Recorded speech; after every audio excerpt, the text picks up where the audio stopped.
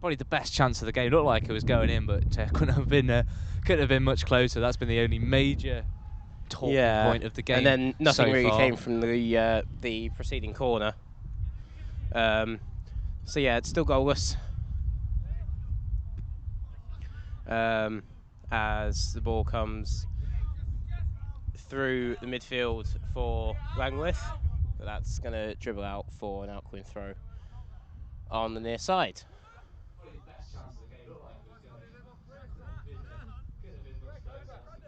And the throw-in's taken. He's done well there, very nice. Yeah, he's done well to beat the defender. Nice ball into the front man. And, got men over on the left-hand side, can't find them on that occasion. It'll run through to the goalkeeper. There's a bit of an opening there for Alcuin. There's a good initial bit of skill from number 12 here on this near side, but nothing came of it in the end. Yeah. As some pressure now from the Alcuin forwards. And that's... Oh. My apologies there. That's... I've lost my train of thought now. Langwith trying to find, don't we? Langwith trying to dribble out is going to be a throw-in to Alcuin, kicking left to right on the throw-in here on the right-hand side, midway through the half. I think it's the throw-in anyway. Yeah, it looks like they're going to be getting up for long throw, and we saw one of those in the opening minutes of the game. I don't think we were on air at that point, so it's clearly a weapon they're going to be using in this game. They've got quite a tall front line. It's number 6 who throws the ball in. That's a big throw. The flick on is there. It is headed away though. It's not cleared too far, but now Langwith have the chance to Langwith have it away. They've got nobody up as it stands, so Alcuin win the ball back reasonably easily. Yeah, Langwith's never winning that run, but he does win the throw. Yeah, they gained a bit of ground up the field. That's all you could have really done there. They have a throw-in of their own on the left. Throw-in taken back to the halfway line, chested down. Going to go back out to the left-hand side here, right in Let's in try front and manufacture a way through this back line. And that's out for a throw-in to Langwith again. Just in front of us here. Yeah, nothing's really moved on from a couple of minutes ago. Thrown this time into the striker. He is out-muscled on that occasion though. Alcuin did win the ball back with a free kick. A free kick, yes. Yeah, just a nudge in the back there, which fair enough. Referee blows the free kick to Alcuin.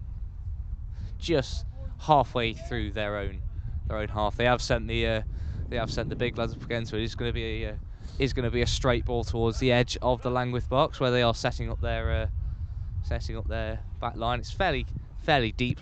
Yeah. Fairly deep line, but it's successful on that occasion. They did initially win the ball back, but it's been cleared almost completely backwards by the Langwith defenders there, as the chance still hasn't fizzled out. Going to try and move back forward. Oh, couldn't find the man through there, but that was a well played pass. That was well weighted, just not quite finding its intended target. And that's going to go out for a goal kick. Yeah, so I think you can see what the Alcuin game plan is quite clear. They've got quite a tall side. I think they do probably have the height advantage, and they're Parlockey's coming off this right-hand side. He's tucking in there. You saw him try to glance his header on through, but nobody there. But you can see what the game plan is: get the ball in the box and as quick as you can, and try and cause some problems. Yeah, and use the height of those more of a technical side. So far as I think it has gone out for an Alcuin, for a throw into Alcuin in the on this right hand side. Cox launches the ball forward. It is intercepted on that occasion.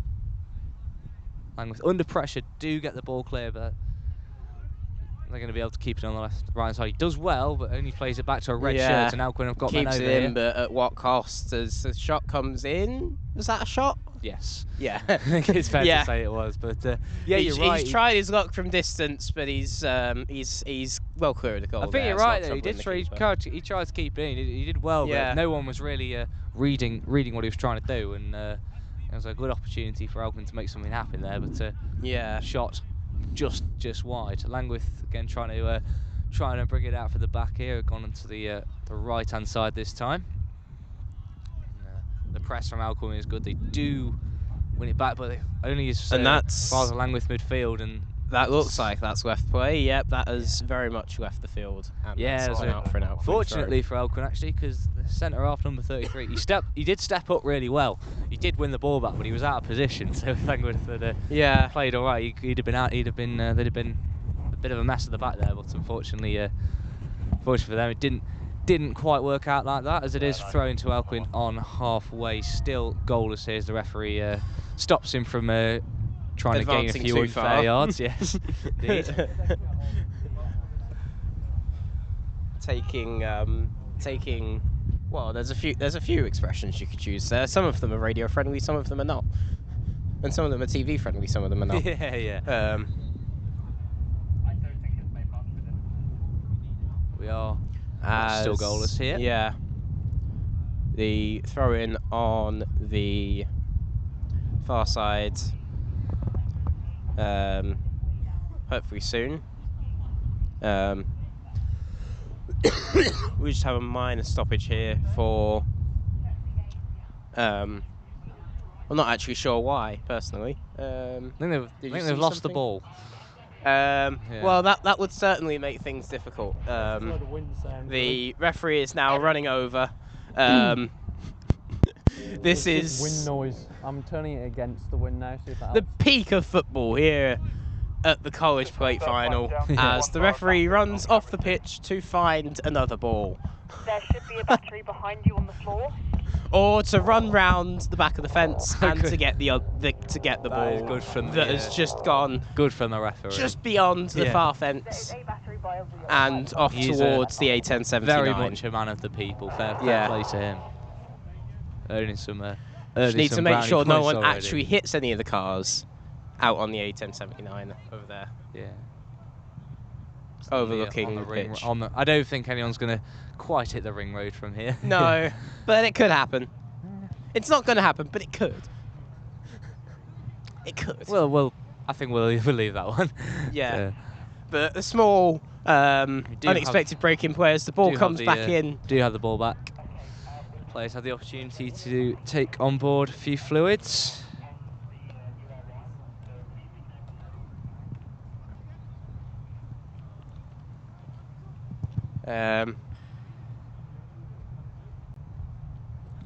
What was the...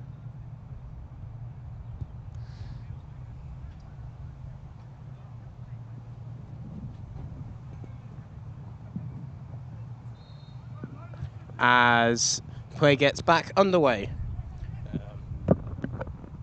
with a throw-in.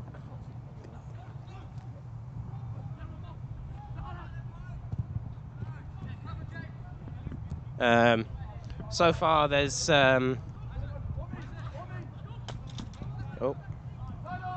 we've not had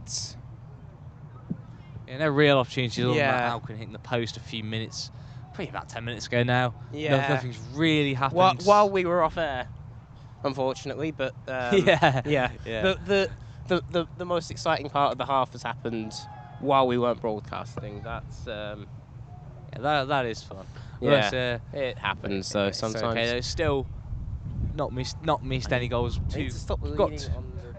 Got two contrasting styles here. They still kind of cancelled each other out. Really, Alcuin have probably had, as I say, had the best chance, but that's the only real chance of the game. Is that a long throw will come in from the left-hand side towards the edge of the 6-yard box. It's taken down really well, and the shot comes in into the side netting. He did really well to bring that down under pressure. And Yeah. it was a nice idea. Langwith will be a little bit disappointed they let him in that easily, but it was good. It's a good bit of play. Langwith will look to bring it out again. Yeah. using The thing is, at that angle, I don't think he's ever really scoring from there. You'd need something quite extraordinary from that angle. Yeah, well, he had no it's other just- options, though, did yeah. he? So, Yeah, there's no one there. You've got to try and go for the spectacular, and you know, 9 times out of 10 it doesn't go well. Yeah. But that 1 time out of 10 it will look You just got to go it hard. will be You've the gotta go- spectacular it wasn't- that you're going I don't for. think it was impossible. You just got to go Yeah. hard and low, haven't you? I think Languish the on angle the, looks a little bit shallower from here than it was. I'm not sure. Yeah, Langwith did get the ball away there. They're not quite. I don't think they're quite finding their rhythm in these early stages. Alcuin have probably looked the better side. As Cox just flicking on Pollock, looking to get there, but it's cut out by a yellow shirt. So the press is on. They play well. They've done well, but giving it away again. Alcuin have been over with their counter press very well so far, and he's into the box. Shot comes in. It's well saved down through, low. and that's a big save. And that's certainly the biggest chance of the half now. Yeah, it was a really good save from the goalkeeper. And he needed to as well. In from stride in midfield. The shot came in. It wasn't a bad shot, to be fair. He got down really well down to his left. Those are the hardest saves to do when they're that low. And it was a good save. Langwith did get it clear. I think they're trying to play the right way. They've just not quite been able to string the passes together. And Alcuin's pressing game has been on point so far, has to be said. And now they force Langwith to go long. So Alcuin will be happy they'll be happy with the way it's going so far, though they've not broke the deadlock yet. They will be happier of the two sides, but they do need to make this dominance count. Langwith will maybe be happy that that they've managed to get through this half, goalless at least, given the way the chances have gone so far. Still plenty. I mean, they had sort of the early chance from the corner, but other than that, it has been mostly one-way traffic. Yeah, I'd say so. I think it was a ball goes into the box there, just misses out. It will be a corner. Did take a nick on the way through. Yeah. I forgot, what were we talking about just before that? We were just saying, I think that Alcuin have been they've been the better side tactically in this first half. They forced Langwith back, and Langwith have been forced to break away from their natural game and play long, and that's playing straight into Alcuin's hands. They will take the corner, be in swinger, right-footed from the left-hand side as so all their big lads up. It's to the front post. The flick on comes in. It's well defended. And he will get a second bite of the cherry as he puts the cross into the back post this time. It is headed away. It's still in the box though. The danger's not clear, and he has shanked that one wide. Wayward shot, well wide of the post, and out for a goal kick. Indeed, it was well defended. They did defend that corner well. It was, has to be said. It's not easy when you've not got the height on your side, but it was well defended, and I think the initial corner probably could have been a little bit harder. Langwith looking to play out from the back again on the edge of their own box. It's given away. It's cut out again by Alcuin's number 6, who's had an excellent game so far. Has to be said. He's winning the ball back well in midfield. He's judging. He's judging the game really well at the moment, and his long throw in is getting Alcuin moving in the attacking area as well. But there was a nudge on the defender, and that will be a free kick to Langwith. Yeah, there can't really be any complaints there. He has just sent the Langwith defender packing there. He's sent him on a holiday straight to the ground. Yeah. You get it a lot with kind of your taller strikers. They do concede a lot of free kicks. Peter Crouch obviously was famous for it, and Kiefer Moore for Wales at the moment, and Bournemouth, he does rack up the yellow cards as well. So it's part of the game. Alcuin coming forward here in the box. It is Yoshi's ball. Another attack from Alcuin, and found its way through to an Alcuin man, yeah. but it's well tackled there. It's going to be a corner.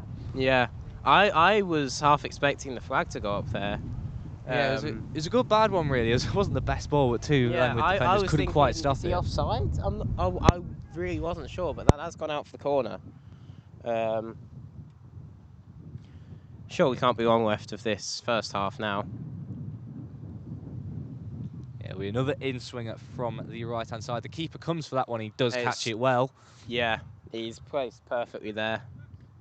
And he looks to get Langwith going again, but he it's only found found a red shirt. And, number 12 for Alcuin, like I was saying with number 6 minutes ago, he's had an excellent game so far. He's looked very tidy on the in possession of the football. He's on it. He's on it again here. Yeah. Ball out to the left again.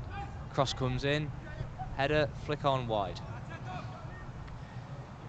The chances keep coming for Alcuin here. They're you'd have to say they deserve one at this point.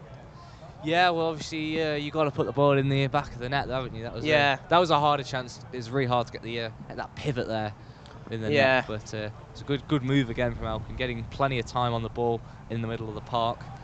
So they got it wide, put the cross in. Langwith looking to get an attack. Doesn't matter how many shots you have. What matters is how many goals you've got, and so far neither team has got any.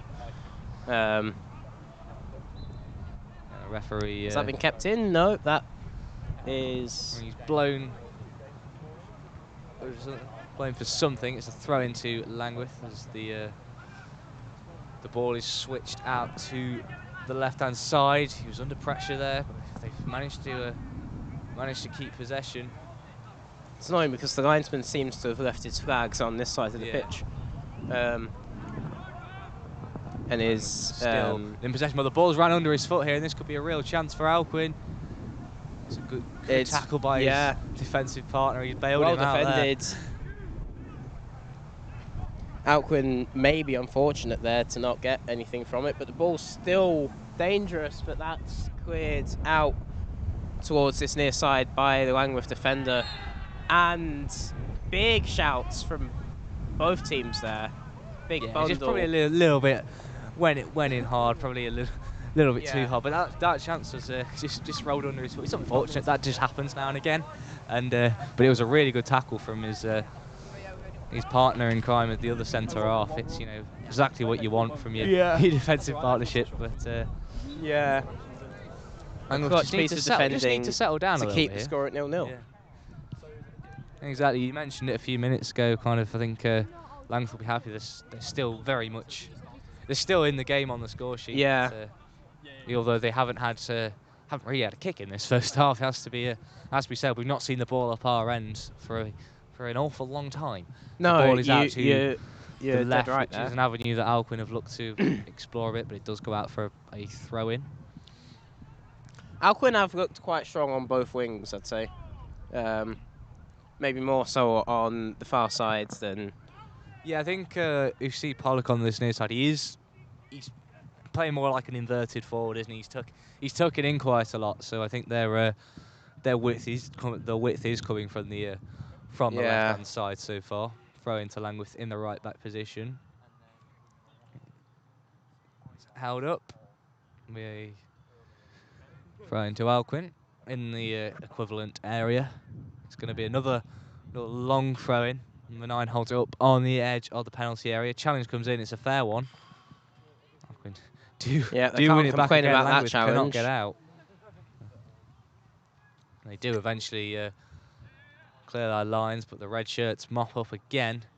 Langwith being very much boxed in at the moment. Alcuin just a few passes, and they're building.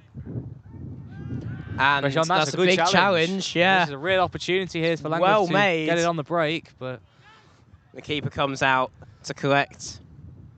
A lot of shouts for a foul there, but the referee waved away the protests. Yeah, he let the game go on there. Probably I think it was fair, shoulder to shoulder in my opinion. But that's the first real sniff Langwith had in the half. Unfortunately, couldn't quite make anything happen. As it is, Alcuin will have a chance for an attack there, but that shot is high and wide.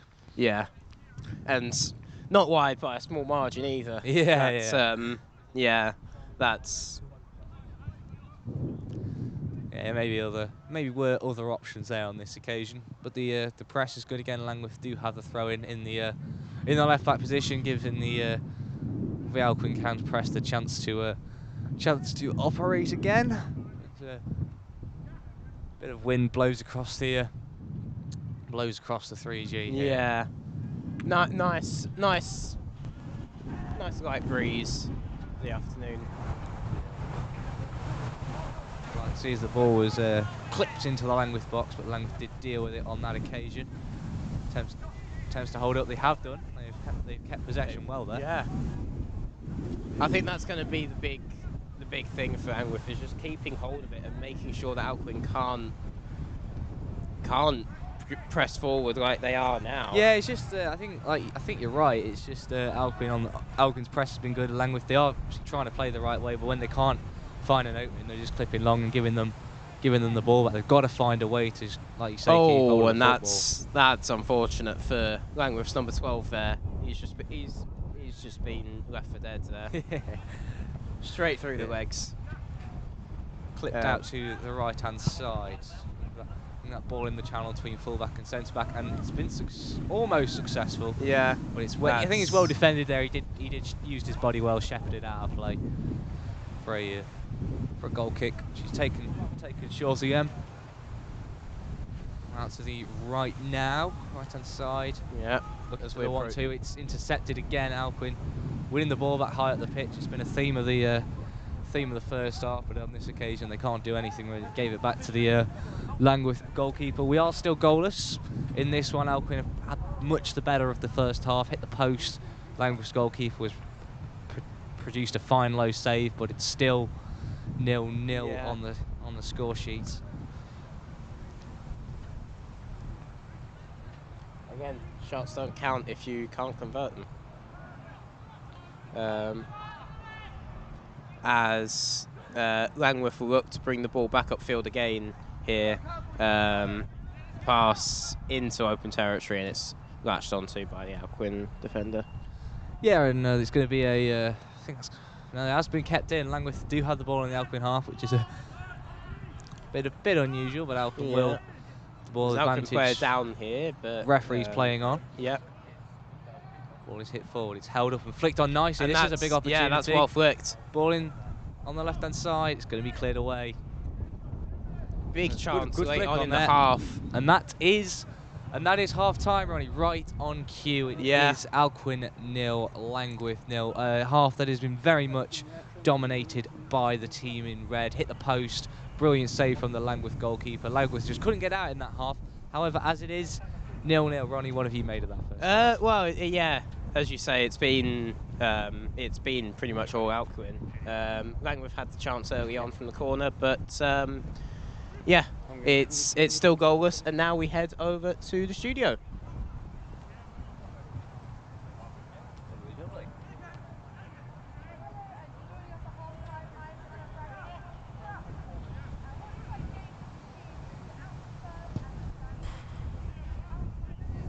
Well, I think it's actually been really interesting watching from the sidelines here, and there are some players that I think we've both actually had a look at, and we think they've actually been playing really well. And I think my favourite so far has actually been Pollock, number 7 for Alcuin. I think he's been quite good actually, and I think any goals in the second half might come from him. I know, it's been very interesting and very fun. I'm liking number 36 is very fast as well, running across the field, and they're both very, very strong teams. I know they've had a lot of preparation for this game, a lot of preparation for this match, and there's a lot of pressure riding on both of them, but they're both working very hard, and I think it's going to be an interesting second half. Well, I think there's always pressure in a final, isn't there? I think before you come on, your nerves are going to be shaking, adrenaline's through the roof. You just got to take a deep breath into the second half and just give all you got. Absolutely, and we did see a potential injury there by number 6, but we did. It was quite an interesting one, wasn't it? Because he went down. The referee told him either to get up or get off, which I thought was quite a good way to deal with it. Yeah, exactly. Yeah. And he ended up bouncing back up again and doing quite an impressive shot. So a few seconds later, as you say, he took the shot and all seemed to be well again, which is always nice to see. Exactly. But apart from that, it's been quite a good first half, really. The ball did go out, and the ref did have to go and get it. The referee today is Kieran, and he's doing a wonderful job. He is. I do quite enjoy seeing a referee going after the ball. It reminds me of sort of primary school football when you kick the ball over and you have to go and run up and get it. So yeah. Yeah, absolutely. So your star player was number 7, did you say? It was. I do believe in a moment we are going to go over some highlights that we took earlier. So I look forward to seeing those. Absolutely. Brilliant. Hello, my name's Tom Foreman, and I'm here for the Bowl final and the Vars final here today.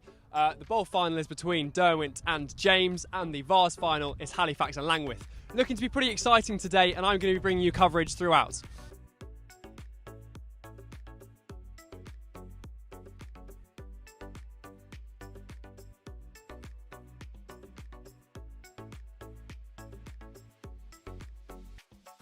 You join us here at half-time for James 6's Derwent 6's. Actually, a goal has just been scored for James right in the last minute.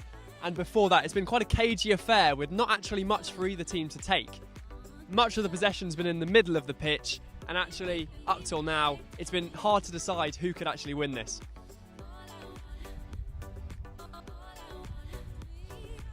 I think we made a good start.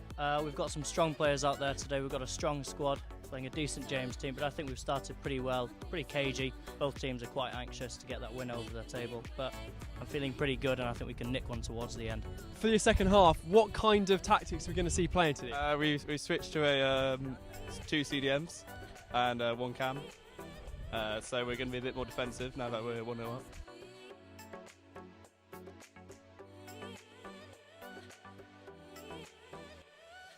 Well, now you join us for the second match of the day. It's the Vars finals day between Langwith and Halifax. So how's the game plan been going for you so far? Yeah, not perfect. Obviously we conceded early on. Not ideal, but obviously it's quite an open.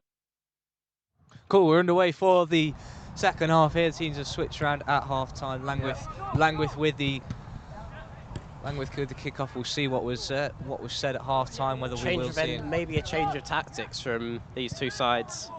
I think possibly we'll see if the game does change, see if anything has been said at half-time. Langwith have the throw-in on the right-hand side.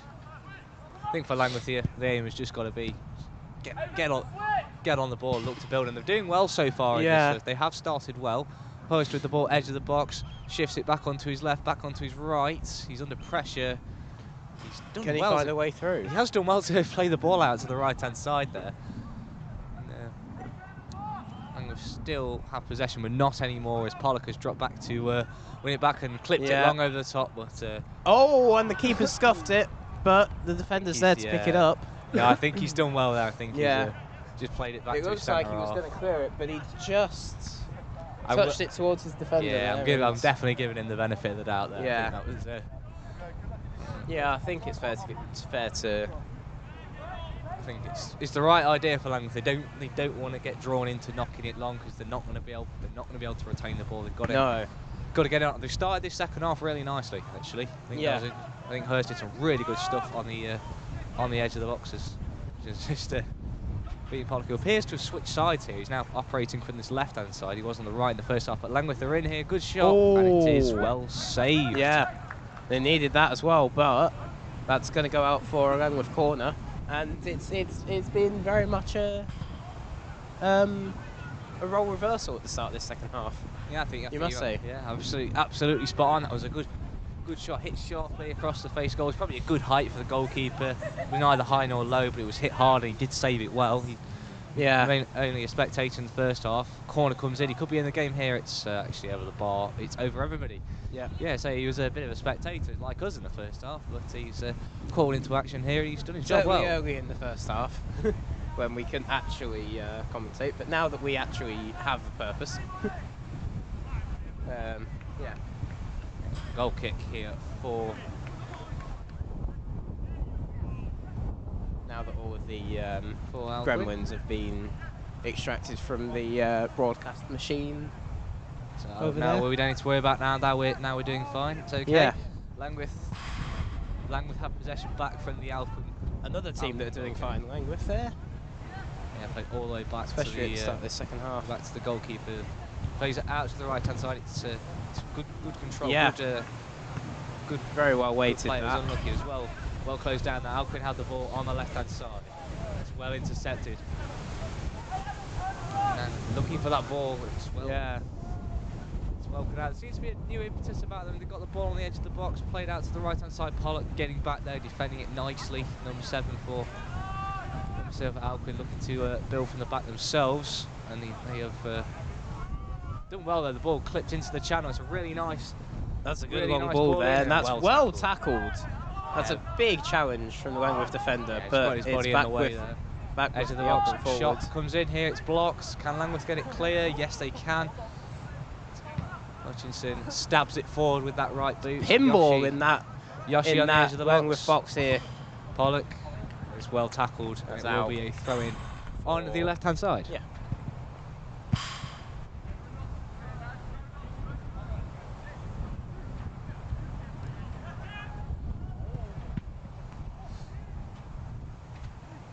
It's always great to hear the players communicating and wondering what on earth they mean. Yeah, long throw in into the box.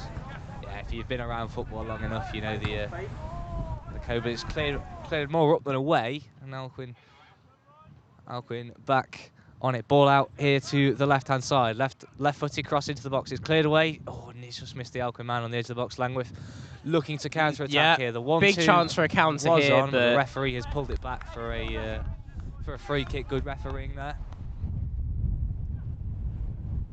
yeah, I think right call as well from this. Yeah, I think he just he's been very much on the ball this afternoon. Yeah, he's been. Yeah, I think the Langwith man was helped on his way. I think it's fair to say the. Yeah. Free kick on halfway, taking short out to Hutchinson on the halfway line. Langwith, oh, he gave us a cheap giveaway there because he did have options, and Pollock going to drive Alcuin forward, but he's well tackled. Yeah, that's cleared out. for Yeah, recovered well. Actually, for Alcuin, he's looked to be the one who's got them going in this game so far. A little bit off-piste there. Yeah. Langwith have looked a lot more confident in the second half, you must say. I'd say so. I think they've started it well. I don't think Alcuin have been too bad. I think they've just no. It's looked a lot more even. Yeah. I think that's fair to say. Yeah. I think Langwith, they're a good technical side. As I say that, so they give it away. I should have said that really. As Yeah. Alcuin look You shouldn't have jinxed them like that. Shot As comes the in. shot It's comes well in, saved down low yeah. again. Fingertip save. It's Another another goalkeeper, number 98 there. It is well saved against edge of the box. It was a good shot, hard and low, but the keeper got down well. He's made a very similar save in the first half actually. So he's kept Langwith in this game this afternoon. I think with Langwith though, you said that, barring that, they look to play a technical style of football. It's just Alcuin's press has been pretty good so far this afternoon. Yeah. They've got a chance from if they can put a good delivery in here. That's the corner. It's going to be an out. It's going to be a left-footed in-swinger. In-swinger on the far side. Yeah. Or from the far side, rather. In-swinger. And it's swung in, and it finds a Langwith defender, and it's cleared away not too far. We get another chance here. He's going to go onto his right foot, puts the ball low, cleared away. That's gone out for a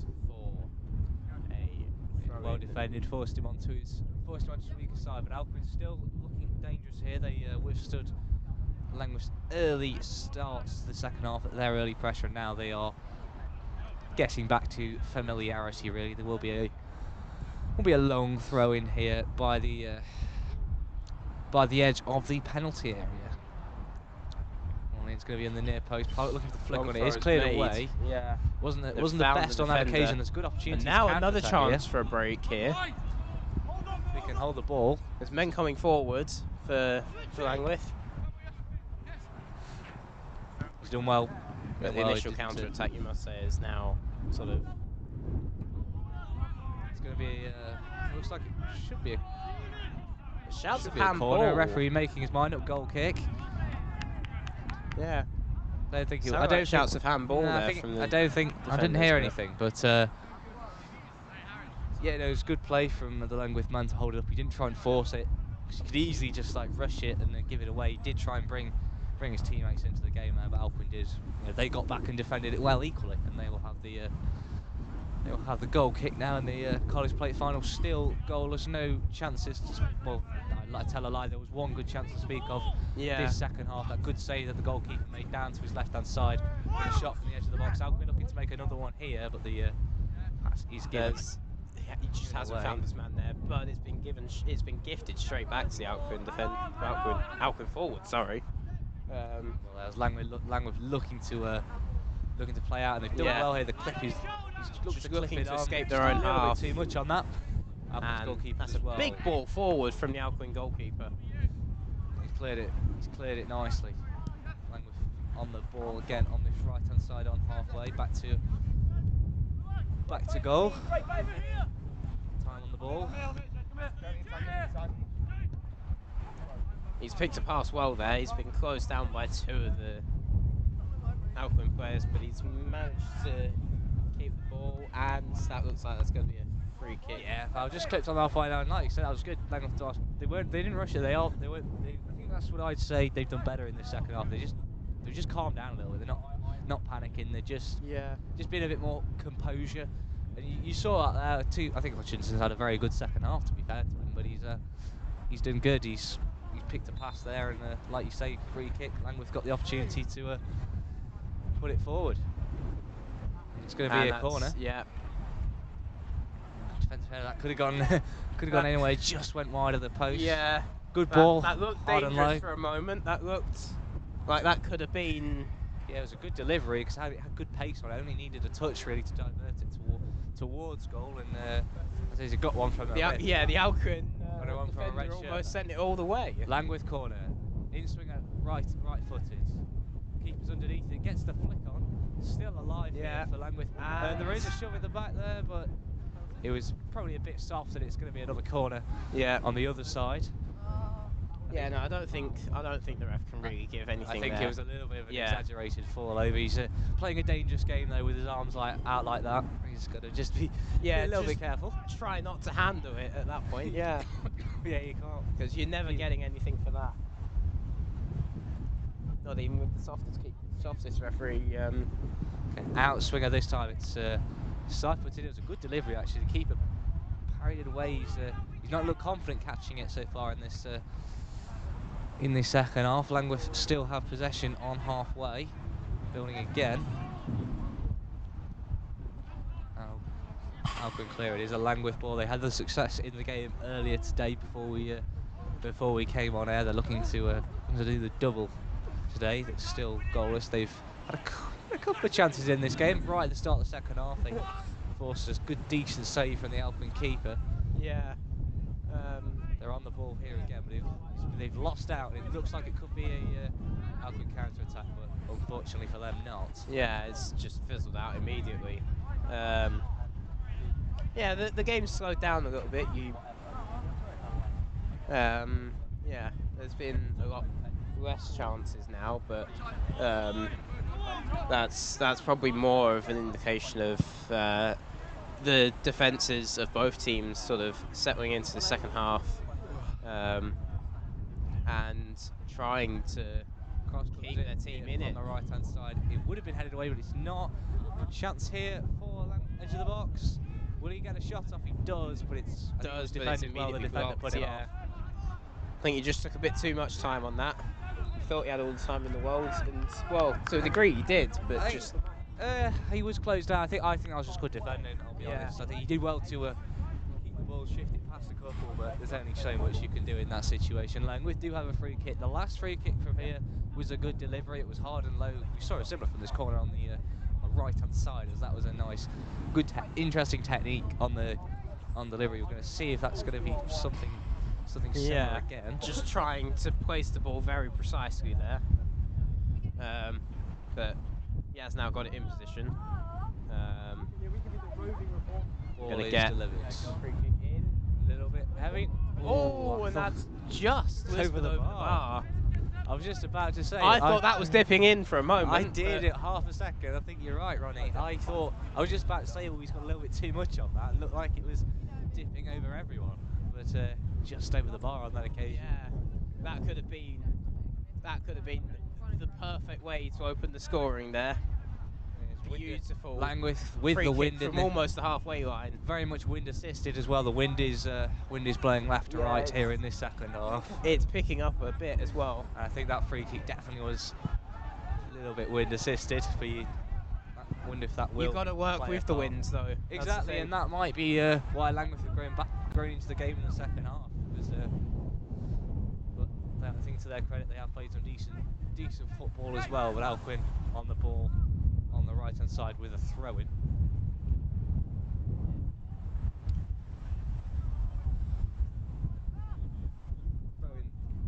Throw-in is taken. Yeah, the wind's really picking up now. That's held up with the wind. Pollock has brought it down nicely. Yeah. He can turn, brings it back inside. Interesting to see why he has switched from right to left in this game. Actually looking to get on it now. Alcuin looking to want to reassert themselves. Langwith have been good in the last 5 or 10 minutes. Held it up nicely. Got a chance here as well now. Can they find the way through though? Doesn't look like they can, and that's going to be well intercepted, but that's brought out of play for Langworth throw. Just in front of us. He's done really well though, he's kept it away from three Alcuin players in the end. It looked like he could have but the ball was out for a even throw. That was, he did quite well there. Impressive. Yeah. I think is the word for that. Absolutely.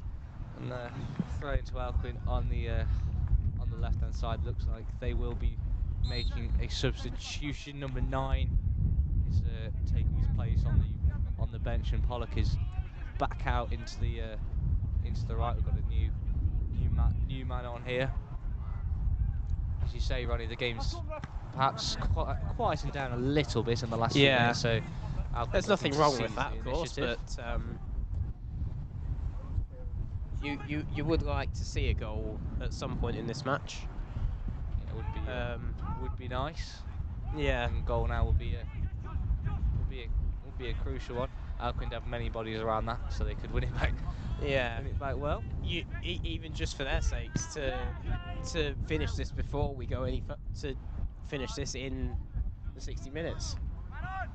Yes, exactly. Alcuin to have a winner. Well, here Langworth ball into a midfield is clipped in the right-hand channel, but it looks like it's going to be shepherded out for a goal kick, and it is. Yeah. Yep, it's just dribbled over the line there. Yeah, good defending. We saw a Langworth defender do something very similar in the first half and use his body well on that occasion. Yeah, I think that's sort of been sort of a constant throughout the entire match. Both teams using their bodies well and being fairly tight in defence,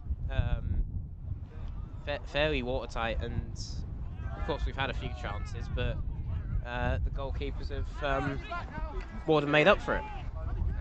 As Alcuin edge of the box forward here. Good, very good tackle. The referee saying he played the ball, and he absolutely did.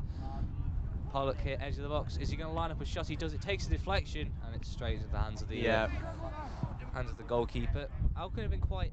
They played quite narrowly in the second half. I think they've. They were lining up. I think they're lining up sort of. They've switched to a 4-3. Yeah. Shouts for handball, but the ball has hit his shoulder there. It is nothing wrong. Look at that ball. Headed away. Edge of the box. Shot comes in. He's that one. Yeah. He's not happy with himself there. He immediately knows that he's sent that out. Has that gone out for a throw? No, very close though, very close. Yeah. I think Alcuin have. I think they've tightened up a little bit. I think they've switched to a 4-3-3 by the looks of things, and set up very narrowly there within the width of the penalty area, trying to. And I'd like to see them get a little bit more width. That wasn't me being you. And the goal kick is taken along out to the left-hand side, and is going to kind of help it on its way. It's won back by red shirts. Pollock. Yeah. Back out to the right now. He is. And have come away with possession. Referee's blowing up for something. Yeah. Maybe a little too much on that pass there. Just couldn't control it well enough. But that is going to be a free kick to Alcuin. Free kick to Alcuin. Maybe handball. I think he just lost the ball and did a bit too much to try and win it back. Shall we? Yeah. We'll call it that. Shall we say Alcuin with free kicks? Looks like it's to be quite a straight free kick into the box here. Not too much. From just inside. We'll be looking for the knockdown. It's headed away. It's going to be a throw in on the right-hand side, edge of the penalty area. Gained a lot of yards there. And guy number 6, he's over to take it. And it looks like he's winding up for a big one here. Yeah, we saw him do that in the first half. They use his long throw-in. It's not caused them any chances yet. But just looking for that flick on at the maybe at the they front can post. find something from this one. Wind's working against him in this half. So they can find something, but it's a Langworth defender. So it will be a lot harder in this first half as the wind is not really letting it test the goalkeeper directly.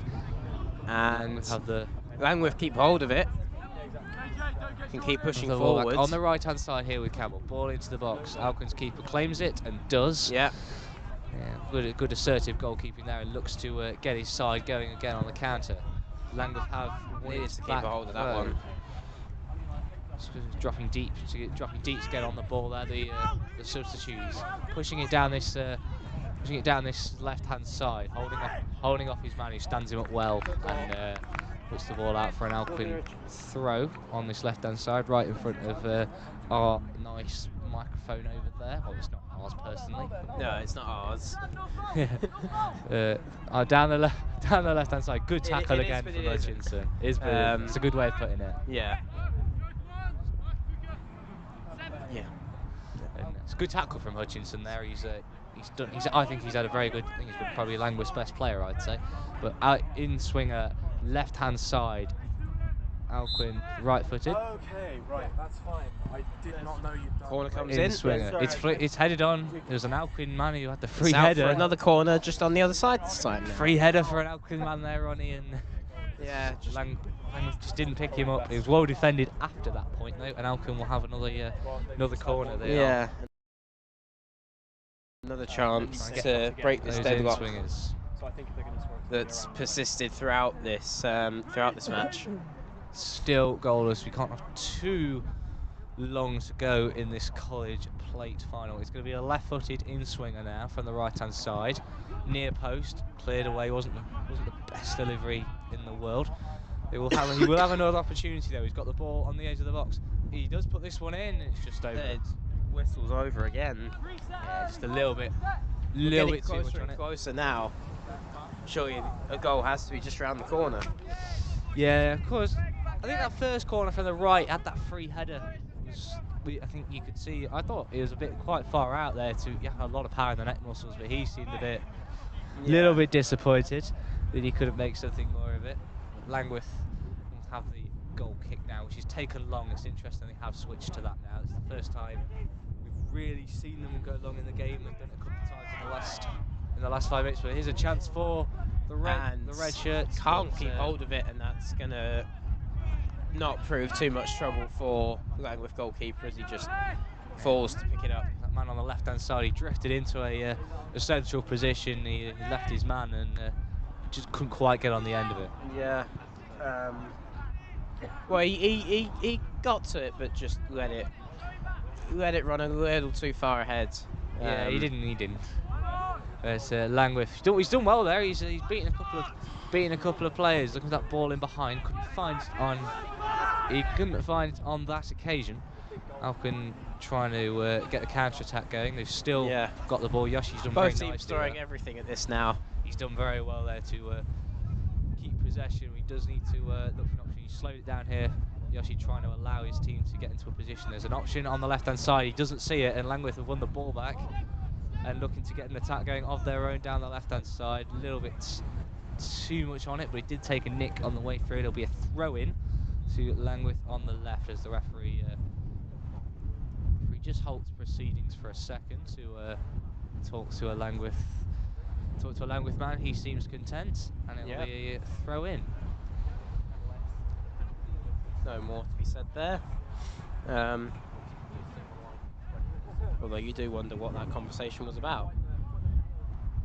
Naturally. Alcuin come away with the ball there. It was cleared away. Yep.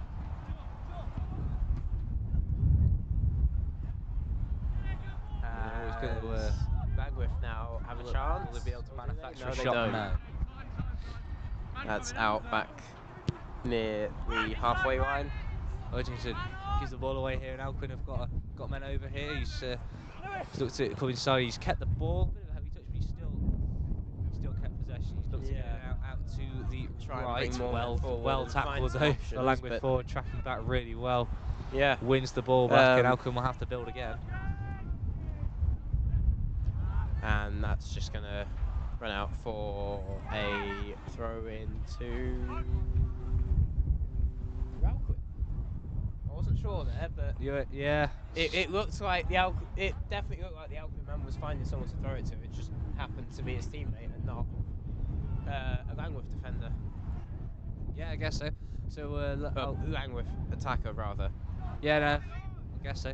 But yes, so Alcuin on the ball here will be a.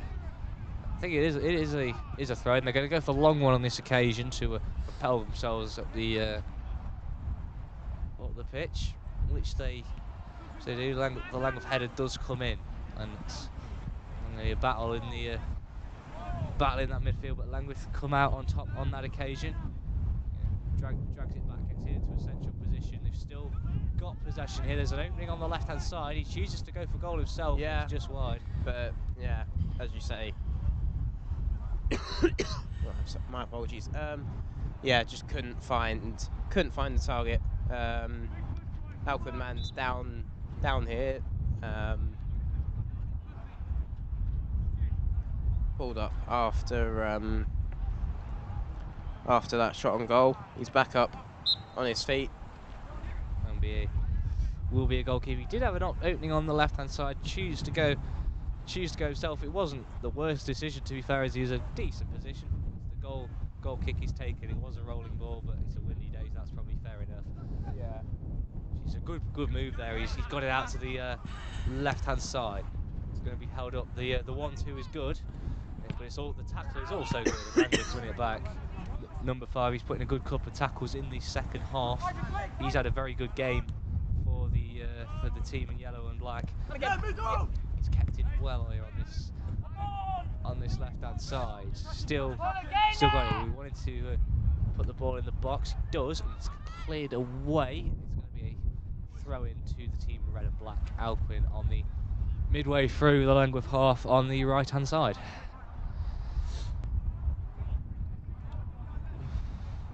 Throw-in is taken. It's taken down really nicely. He's beaten the man. Ball in the box. Behind him, the scorpion kick wasn't on. Shot comes in, and that's handsomely very over the high. bar. Yeah. Yeah, there's that pass. The initial cross was just behind him, so he couldn't quite bring it under his spell, and that was a chance. A new wave of intensity in these final few minutes. Was a chance to break the deadlock. Goal kick taken by. Again, free kick to Alcuin, presumably for a high foot. Yeah. Yeah, that did look quite dangerous up high there, but. Yeah, I'm always with the high foot rules. I'm always unsure because it's like you want to go for the ball, but equally you don't want to kick someone in the face either. No, so, no, it's not fun. It's always a tough balance as an attacker because you do just get your body in the way, I guess. It'll be another free kick to Alcuin, just inside their own half. They're gonna get it long into the box, look for the knockdown. Doesn't happen as Langwith do get it clear. Ball is hacked back in. We've got the left-hand side of the penalty area. It's going to be cleared away. Who's going to get there first? It is Yoshi. The Langwith man wasn't quite on the same wavelength there. And it's picked up by the goalkeeper. Just look to and that is full time. That's full time. Yeah. It is still 0-0 in this college play final. Two teams. Few handshakes going on there. Second half, I'd say it was a lot. I think it was a little bit more even. Yeah, definitely a lot more even than the first half. Chances flying both ways. I don't think you can really say that either team had the better of the chances, but it's been a lot closer. Yeah, I think both goalkeepers had to make one save in that second half. Yeah.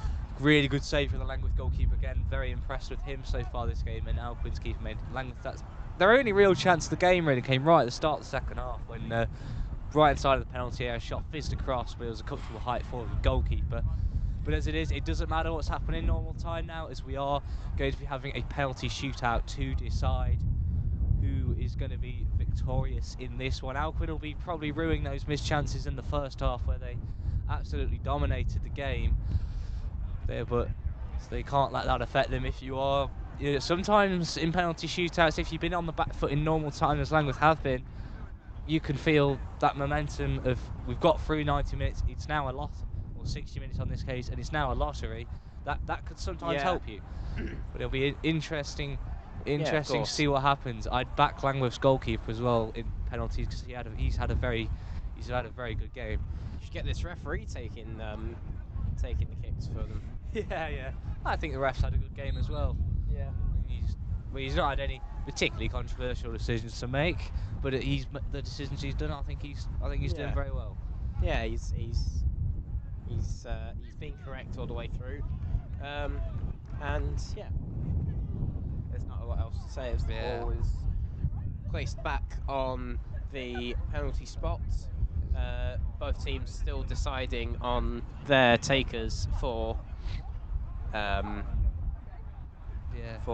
this shootout. I think we're into the realms of penalty shootout bingo. So, do you rather go first or second? You know, always pick your mind up, don't change. You know, stay on your line, all that stuff. If you're watching or listening along, you'll probably be ticking off all the cliches that Ronnie and myself bring out for penalty shootouts. Commentator cliche bingo is always penalty shootout edition. Yeah, penalty shootout edition. Yeah. But don't on too far on that. Would you rather go first or second? In all seriousness, we've got to answer. If you had to push me for an answer, first, personally. Yep, I'd agree. I'd rather be the one that's setting the tone rather than the one that's sort of going, right, so we just need to match this. Yeah. So the team that's always on the back foot. Although I think that is a thing, that the team that goes first wins more often than the team that goes second. I would be interested to actually see the stats on that. I'm sure. Yeah, I think so. As it is Alcuin who are going to be stepping up first here. Goalkeeper's being instructed to stay on his line. Stay on the line, which I think that's another one ticked off for you all. Stay on your line. There we go. Yeah. So number 17 here for Alcuin. He steps up, right-footed. Long one up, shot, saved! He went down, the keeper guessed right, the penalty taker, he goes to his left, the keeper goes to his right. It wasn't the best, it was a comfortable height for the goalkeeper. He saves it well, first blood to Langwith. It is 0-0, still. First blood to the team in yellow and black. Langwith, it's always hard taking penalties, he just didn't quite get the power or the placement right, and it was a very good save from Langwith's goalkeeper, number 98. He had a very, as we were saying before, he had an excellent game in normal time. He made 2 crucial saves to keep them in this, which is why we're here. And he's made the made a crucial save in. Can Langwith take advantage? Number 17, right-footed, steps up, and he sends him the wrong way, and it's 1-0 Langwith. That's a big start. That's a big statement. I looked like he was going to put his laces through it down the middle, but he just good technique. Puts it to the right. Goalkeeper, as you say, went the wrong way. It's Alcuin 0, Langwith 1 in the penalty shootout. All the pressure now on the Alcuin takers. Yeah, because they'll be playing catch up throughout the rest of this now. Yeah. Left-footed. It is advantage Langwith. But it's a short run up. And he missed! Looked like he rushed it a little bit. Yeah, he was mid-run. He sort of looked mid-run up as the referee blew, and he was taking a few steps back. Tried to catch the keeper off guard, but he's just caught himself out, and yeah. Yeah, I think it's. I don't know. He sent the keeper the wrong way. He did send the keeper the wrong way, but he wrong side. It does happen. Happen. For all 3 shots, the keeper has gone to their right. 2 of the shots have gone to the left now. Yeah. So. And only 1 of them's gone in. Langwith, right-footed, steps up, good penalty. Short run up, keeper's left, rooted in the middle. Rooted to his spot. That's another one to check off. Yeah, the keeper went there. He went. That's 2-0 now. He went the right way there. It was just a really good penalty. Harder though. That's what you want, really. That's what the Alcuin's first taker was looking for. That. Yeah. Here is Yoshi now. They need to score this one now, otherwise Langwith are one shot away from winning victory here. College Plate. We are in must-score territory. He had a good game, Yoshi. I thought especially in the first half, he ran the midfield really nicely. Can he keep his side in this one? He's 2-0 down at the moment. Goalkeeper moving around a bit on his line. Shot comes in. It's a good penalty. Oh, and that's just beaten the keeper. He looked to get a fingertip to it, but it's just It's bowled past, Yes, and that is it was 2-1 now. sneaked in there. It was good placement on that occasion. I thought he'd score. He had an excellent game in there. Yeah. In normal time. It is Alcuin 1, Langwith 2. Langwith stepping up here, the number 5, the centre half, who I think we've seen centre halves are actually pretty good at penalties these days. Well, you need the entire team to be good at penalties the rise nowadays. of the more technical side of the game has improved the quality of penalties. Let's see if it applies here. Steps up, stuttery run up, scores. And that's 3-1 now, and now we are definitely into must-score territory for Alcuin, their 4th penalty. Yeah, good run. He stuttery run up, and he. Well, if you stutter and you run up, it's one of those. Really, it kind of sometimes it works. They miss sometimes this, it's done. doesn't. Indeed, yes. It's done right here. Number 74 stepping up. Steps up. 74, yeah. It's the Langwith goalkeeper who's had an excellent game so far. Can he be the hero here? It's a good That's penalty. high, and that's good penalty. It is a good penalty. That I think going high is. I think going high is very much the way. And it's going to be Langwith's goalkeeper taking the penalty. Can he score the winner? What a story this would be! Send them through. He's had an excellent game. We will try and get you some. Can't promise. We will try and get you some interviews after this game. He's going to step up now. Number Right 98, footed the shot. hero He's for done it. Langwith! And that is it! The Langwith goalkeeper, after making 2 fine stops, scores the winning penalty, and Langwith win the College Plate. Well, absolutely. What a good penalty that was. He had an excellent game, didn't he? There, goalkeeper Langwith, excellent from the spot. It was a good game. It was goalless in normal time, like you said it in normal time. Ronnie, the deadlock not broken, but Langwith excellent from the spot. They probably hung in there a little bit. They'd be probably the happier of the two sides to have taken it to penalties. But when they got there, crikey, they were very good. Very good. It was just those two penalties from Alcuin that they missed first off. He just put the pressure on, and it probably took the pressure off the Langwith people as well. It's now a good time to ask you if you man of the match, Joe. I think it would have to be the. I'll give it to the goalkeeper. Why not? Yeah. I knew you were going to say that. There's Well, not he's just really being much interviewed else now, that you so, could do there, other than you've got to commend the goalkeeper for that. But as we go back to the studio, the final score: Langwith 0, Alcuin 0. Alcuin win. Langwith win 4-1 on penalties. And that is the end of the game here, and we're here with some of the Langwith players. Do you want to introduce yourselves? Yeah, Max. Bo. Yeah, and how did you find the game? Obviously a very intense finish, and well done. That was a very impressive penalty. Yeah, I don't think we deserve to win. I think they were on top most of the time, but I mean penalties is luck, isn't it? Like whoever wins penalties, no one can decide that.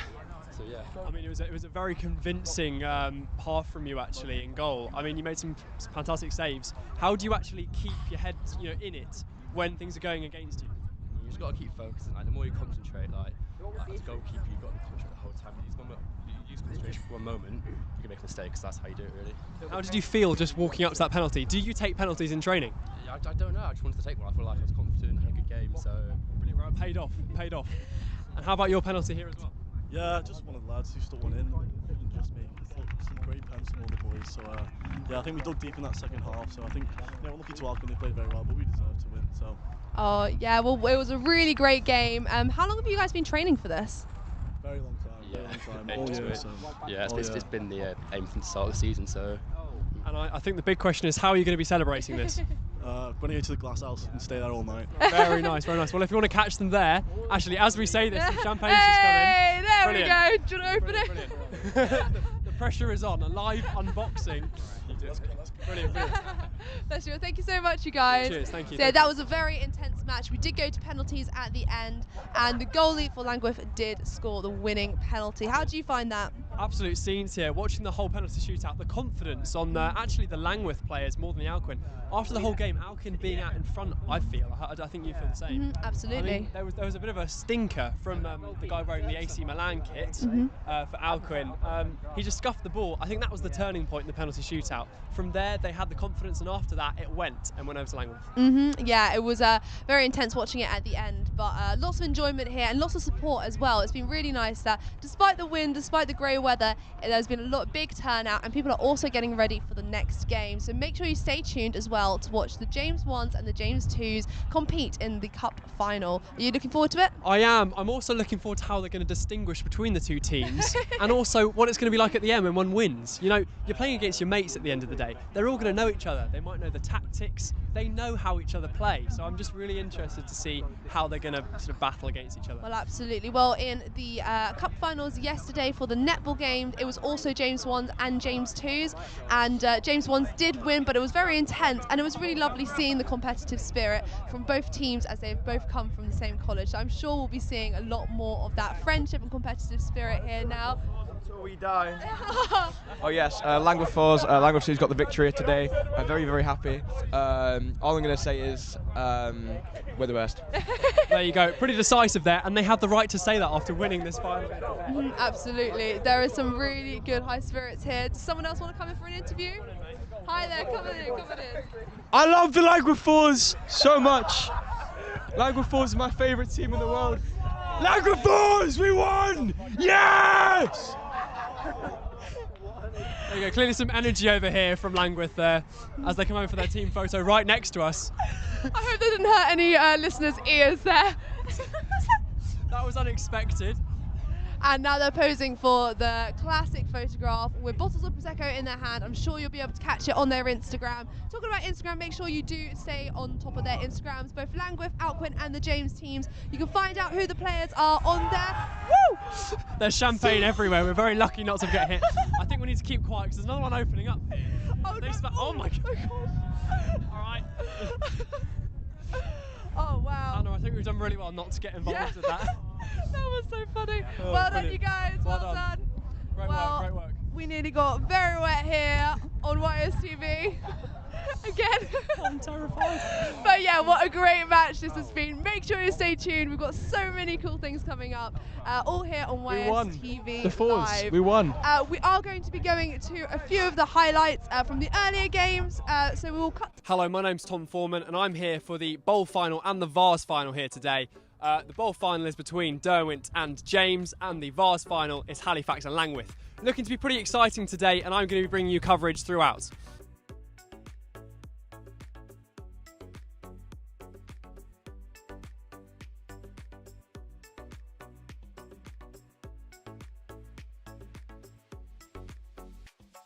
You join us here at half-time for James 6's Derwent 6's. Actually, a goal has just been scored for James right in the last minute. And before that, it's been quite a cagey affair with not actually much for either team to take. Much of the possession's been in the middle of the pitch, and actually, up till now, it's been hard to decide who could actually win this.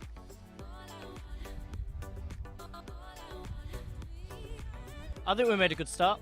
We've got some strong players out there today. We've got a strong squad, playing a decent James team, but I think we've started pretty well, pretty cagey. Both teams are quite anxious to get that win over the table, but I'm feeling pretty good, and I think we can nick one towards the end. For your second half, what kind of tactics are we going to see playing today? We switched to a 2 CDMs and 1 cam, so we're going to be a bit more defensive now that we're 1-0 up.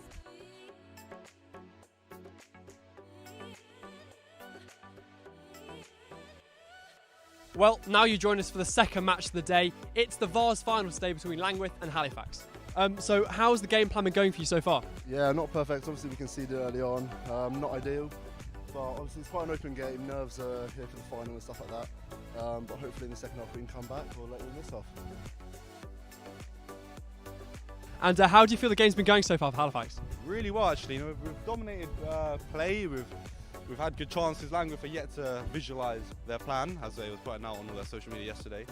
And yeah, I think this should be a win for Fax, really. Only if we let ourselves down, it's only Langwith are going to get back in the game, I think. Well, thank you very much for joining me here for the Bowl final and the Vars final. It's been pretty exciting. I've been Tom Foreman. Thank you for watching.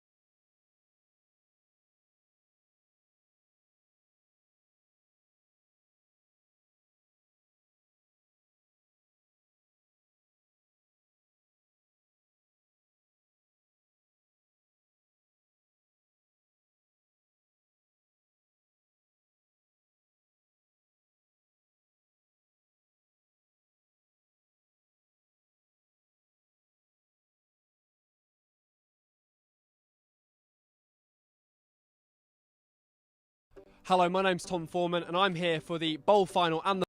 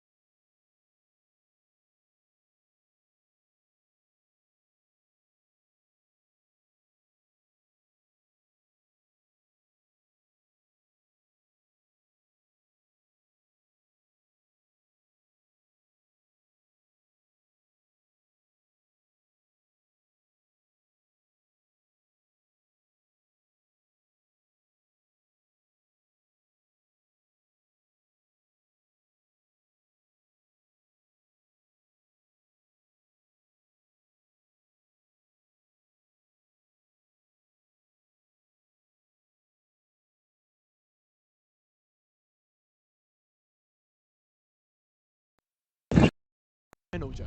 I absolutely agree. It's good. I think that it just shows there is a lot of depth and obviously a lot of good people wanting to play football. And that the college system is strong. It's been, I think, all 3 games, to be fair, the one before us and the plate and the cup. They've had a lot of reasonably decent turnouts as well. People coming down to watch, which is, and hopefully listening to us, which is nice to see. It's a bit of a tight one on the edge of the left-hand side of the halfway line. James 2's will look to get it clear. The game not really settled into a rhythm yet. No. Both teams looking to kind of I would say figure each other out. I'm sure they know each other fairly well. But, yeah, I mean, they all train together, they all play together on a regular basis.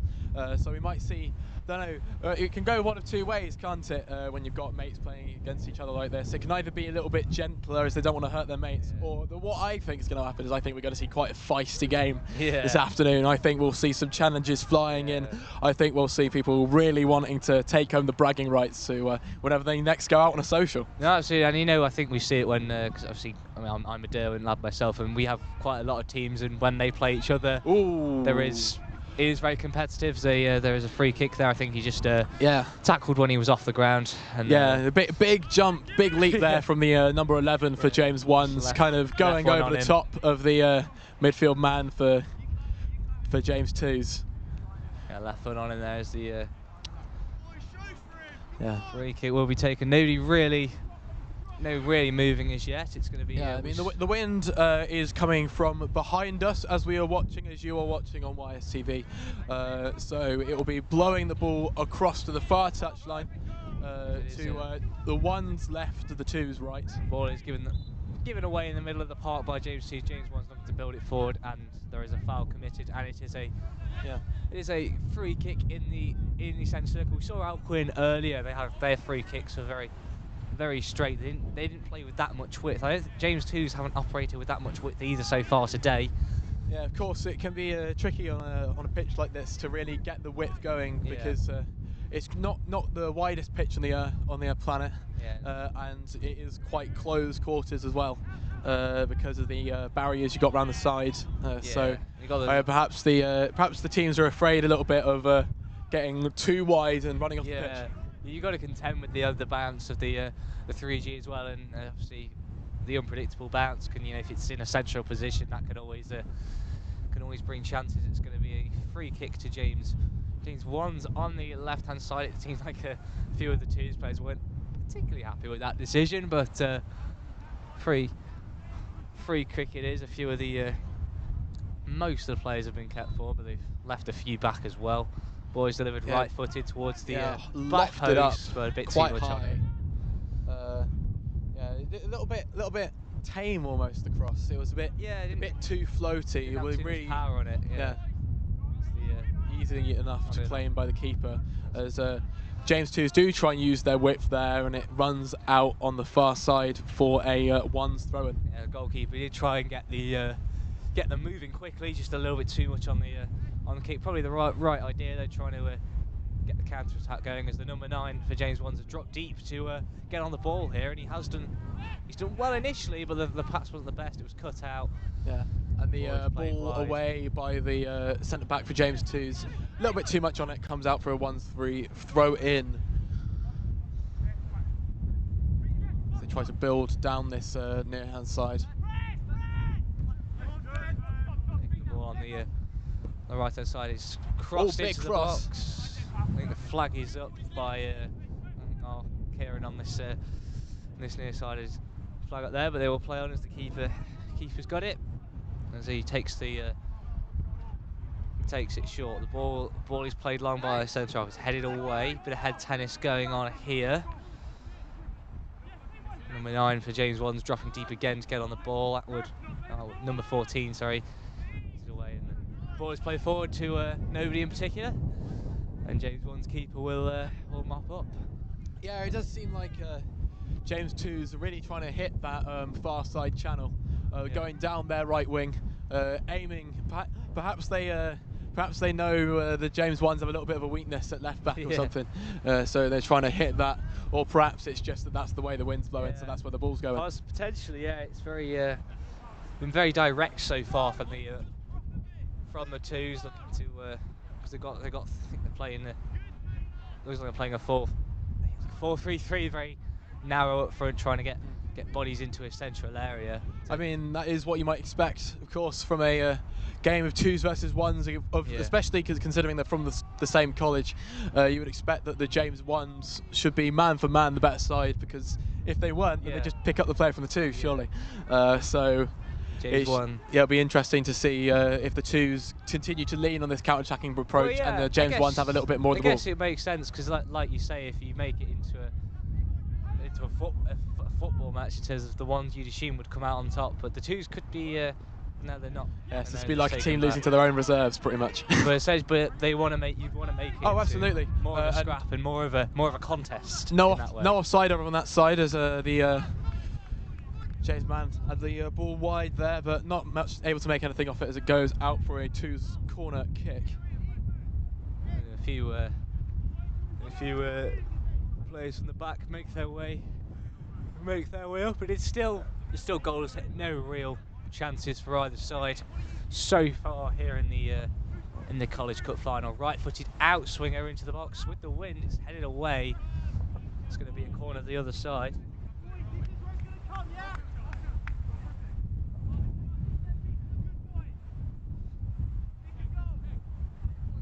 He trots over to take it. The man in the Roma shirt.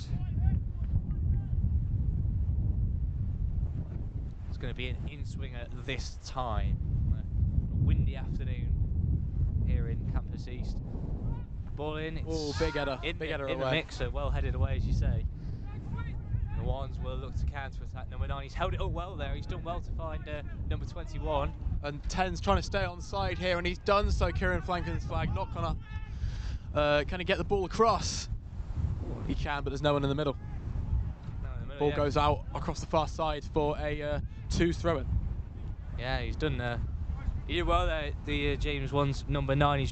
We've seen him drop in, kind of seen what Harry Kane's been doing the last couple of seasons, just dropping into a slightly deeper position and feeding the other 4 players. He's done something similar there at number 10. He got into a little bit of an opening and just kind of hit too hard across the face of goal, and number 6 couldn't quite get there. But that's the first. I wouldn't say it's a chance. First mini opening we've seen so far. It's been quite a tight contest so far in the final. But number 10 on it here on the left-hand side of the penalty area for James 1's. Ball into the box, looking for a man at the back post. Challenge comes in. The 2s do come out with the ball. It's going to be a free kick as well, as he was helped on his way. Yeah, it does seem that it'll be interesting to see how many of these players out on the pitch today do also play for the uni sides, the whole university sides, because we have seen quite a high standard of football. We've seen some very, very decent players, so it'll be interesting to know if any of these lads are actually playing football at the whole university level. Yeah, as well. and James have always had a good quality side. They obviously represented York in the college varsity against Durham earlier this year. That was the game they played against Durham to qualify for that was a cracking game. 3-3. They won on penalties, so they've had a good season. But that number 9 for James does seem to have gone off now. He seems to have picked up something or other, or is he switching out his boots? He seems to be switching out his boots. Yeah. Not happy with whatever was going on there. Either that, or he's managed to break them. But he's switching out to a nice orange and white number. It looks very nice. Oh, one for the fashionistas in the audience. Absolutely. I think one of the I think Langworth right back was rocking some lovely pink and white boots as well. I'd have to say. Nice. I'll be honest. I was a bit of a traditionalist when it came to my football boots. I had just black and white. Well, it was always we were only allowed black boots back in the school. I think when I went to the shop to get them, they said that's because if you leave one on someone, they won't be able to tell who it is because they won't recognise your boots because they're not distinctive. So that's always good advice.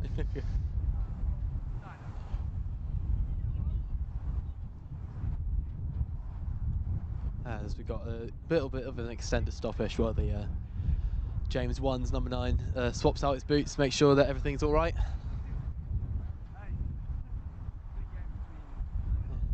Obviously, this isn't the first game that we're watching today. Joe, you also saw the Langworth 2's triumph in the plate earlier today. Can you tell us a little bit about that game? I did indeed.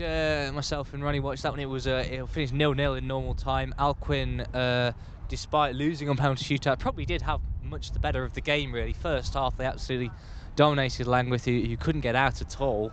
They hit the post. Langwith's keeper made a very fine save in that first half. And second half, Langwith came into a bit more, but Alcuin still had the better of the chances. But Langwith, they held on. Credit to them. They got through the game, and the lottery of penalties, they came out on top. And the James 1 number 9 seems to have gotten through his boot issues, got back on the pitch, and we can continue from a 2's goal kick.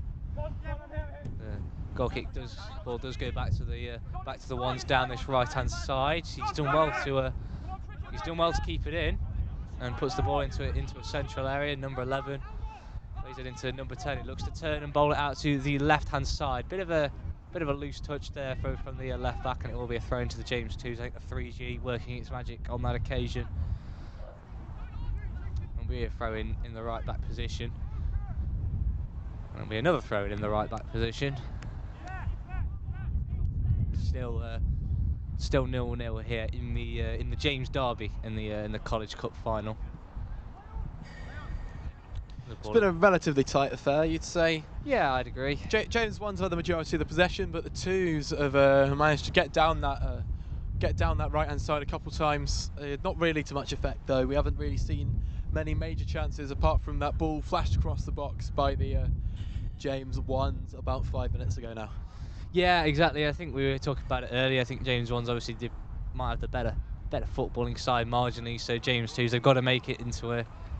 They have got to probably be more compact. Got to make it into a battle. Try and create a chance from that really. And but I think we've seen James 1s look to like their number 9 dropping deeper. So trying to get on the ball a bit more and hit. But as it is, James 2s throwing level with the edge of the penalty area. They get another throw in. They've worked their way up this right-hand side through throw-ins quite effectively, and now level with the around the 6-yard box on the right-hand side. Yeah, of course, the James 2s and the James 1s should know each other's weaknesses. They play together a lot, so mayhaps there's a little bit of insider knowledge that they might not normally have when playing against the other college sides. Yeah, no, absolutely. As James 1s did deal with that one there. That throw-in as the Roma lads for the James 2s didn't quite. Lad in the Roma shirt tried to make something of it, couldn't quite. And it was cleared away. Yeah, of course. If you're just tuning in, the James 2s are playing in white, but it is a mixed white, just any white shirt that the players seem to have. So we've got one lad in a Roma away kit from a couple of years ago, which is the most striking and visually obvious one to us here on the sidelines. James 1s are playing in their home kit of black with gold trim. Absolutely. I think, to be fair, I think the Derwent away kit for next year is very nice, like a very nice bright pink with some good designs on it. I do like a pink kit. I do like a big pink kit. Another throw in to James 2s, level with the dugout that's not being used.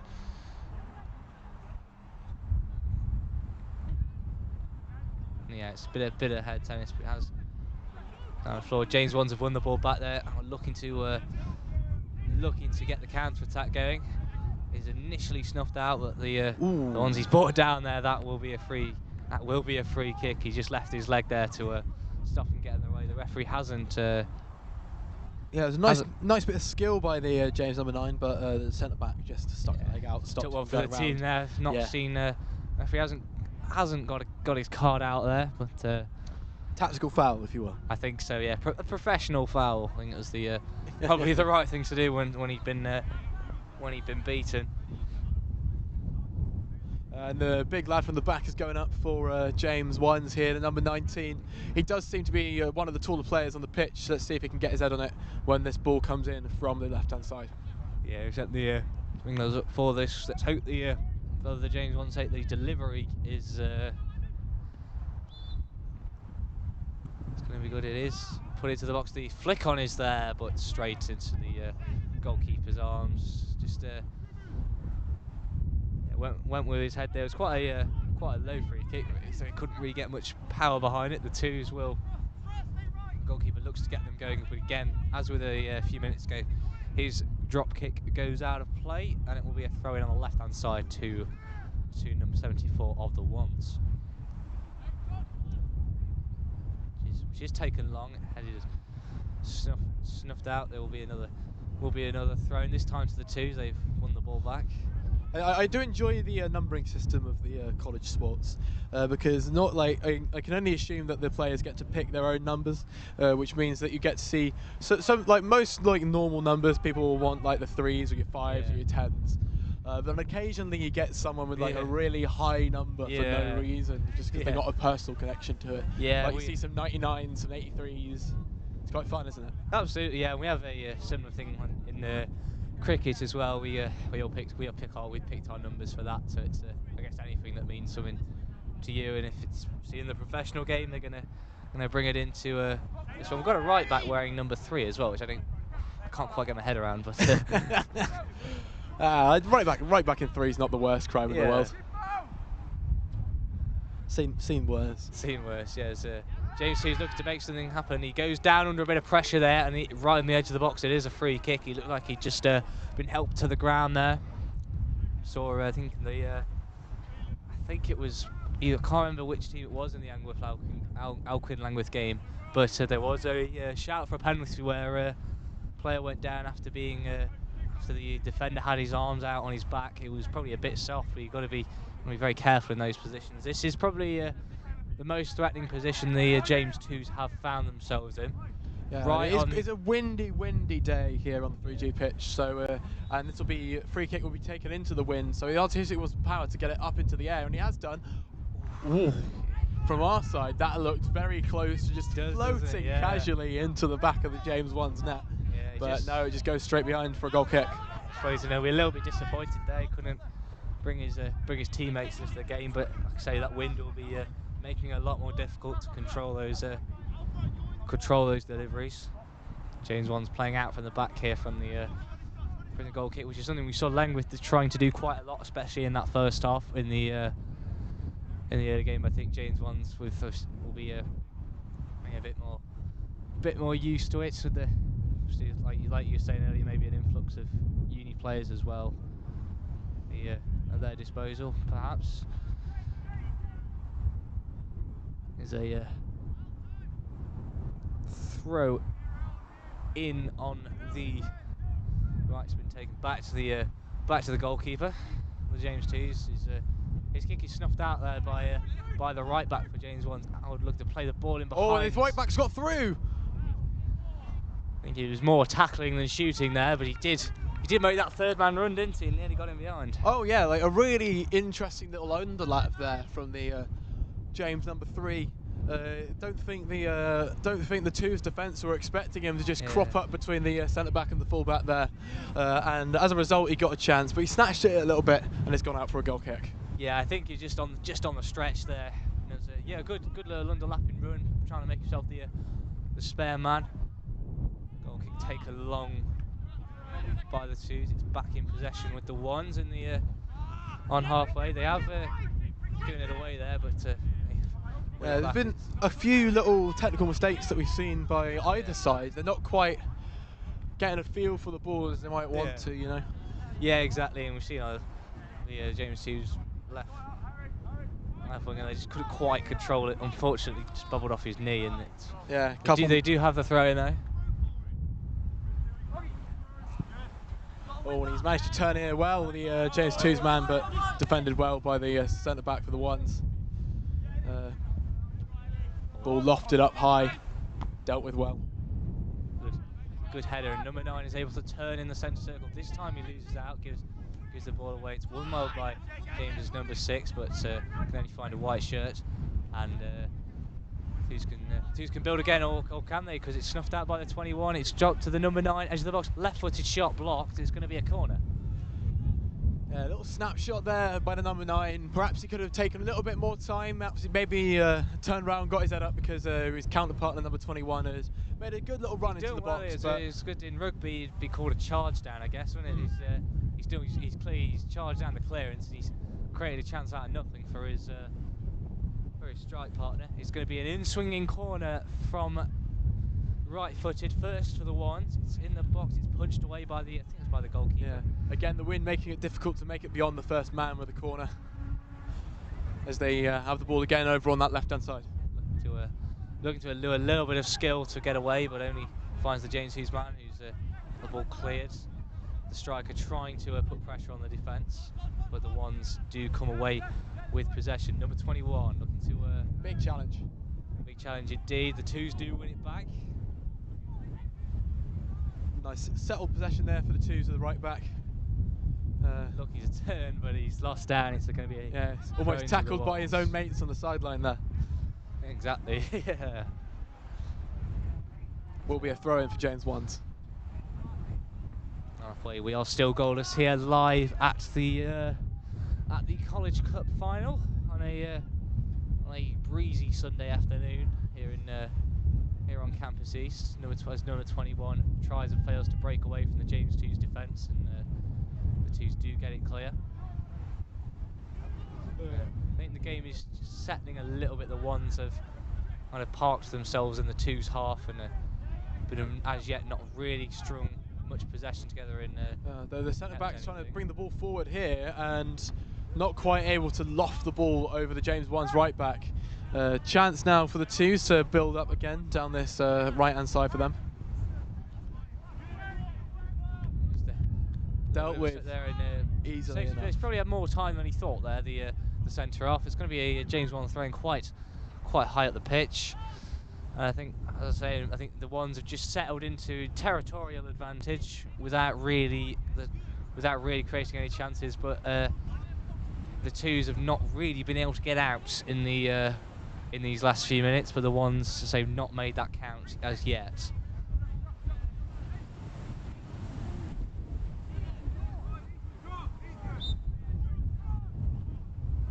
Throw in taken towards the edge of the box. It's flicked on. Left-footed shot near post, just wide. A little snapshot there by the James Wands number 21. Just wide of the near post there, ran out for a goal kick. They do like their snapshots from the edge of the box, do James Wands? Yeah, they've tried a few of them, and they can keep the goalkeeper off guard, but it's hard to get the power. Perhaps starting to get a little bit frustrated at not being able to penetrate the box, the James Twos. I think though, if they keep their heads stringing a couple extra passes together, we could see quite a big chance for James Wands pretty soon. It's been quite a scrappy game there. As far as a free kick comes in, I think there'll be a free kick to the James Wands, as the James Twos player was adjudged to have been a bit late in the tackle. The referee took a bit of time to make that decision. And the James number 10 there is a little bit frustrated with the ref and his decision there. Mayap's wanting a card because he has got the free kick. It's going to be a right-footed out-swinging free kick. Of course, this one has the wind behind it, so it could be lofted away from where he wants it to put, or he could aim for the goal and see where it ends up.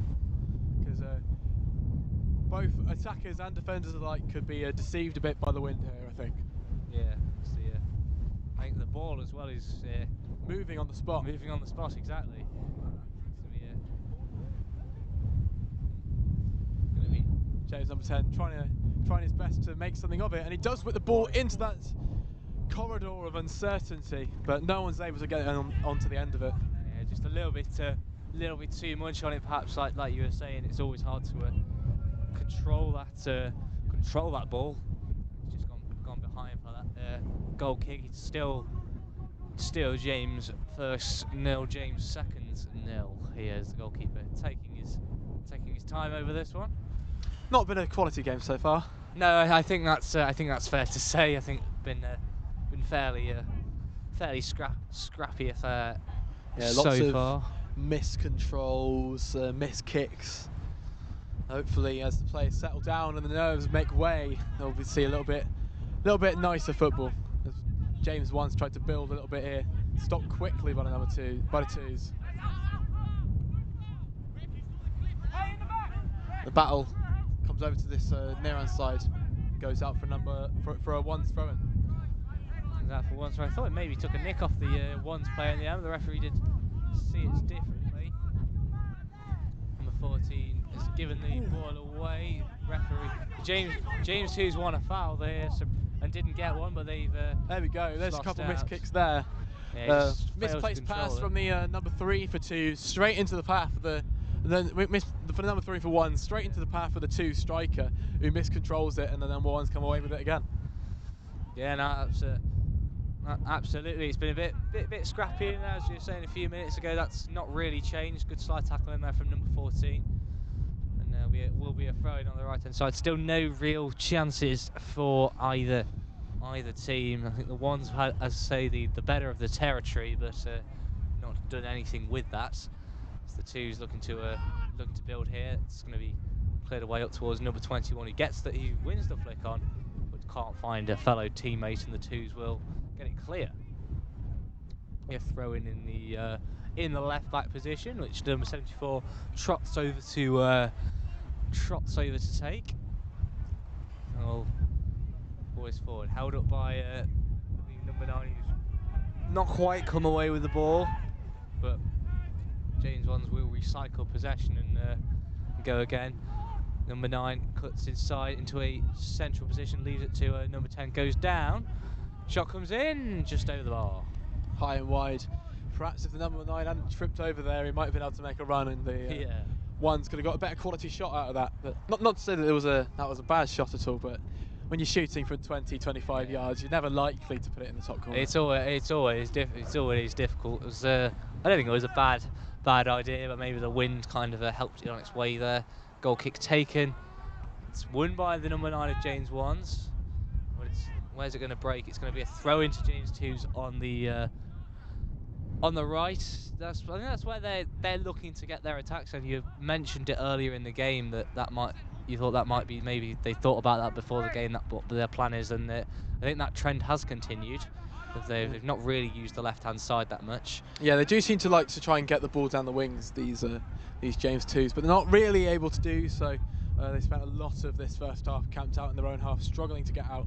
James One's piling on the pressure, but James Twos have got the opportunity to make something of it here over on the right-hand side. The man in the rover top trying to make an inroad into the James One's box, but it's dealt with, and number 9 can bring it away. 21 leaves it to the number 10, who's driving, gives it to the number 9 on the left-hand side. Can he get past his man? No, but it is going to be a corner. Or is it really? The referee... Hang about. Number 2's man is on the floor. Having pushed over. Number 10 not too happy there with his what would normally be his college teammate. But we said it might be a feisty game, Joe. Yeah, exactly. Yeah. Not quite sure what the action from the referee is going to be. Judging by the way the players are setting themselves out, it's either going to be a goal kick or a free kick for the James Twos. Ref seems to be going to his back pocket here. We'll see a card. Doubt there's any fines in this kind of game.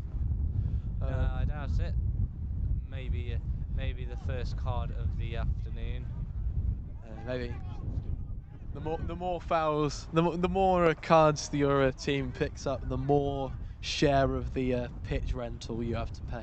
Okay, yeah. Let's clarify that is a joke. I have no idea how they sort this out. And it was a yellow card.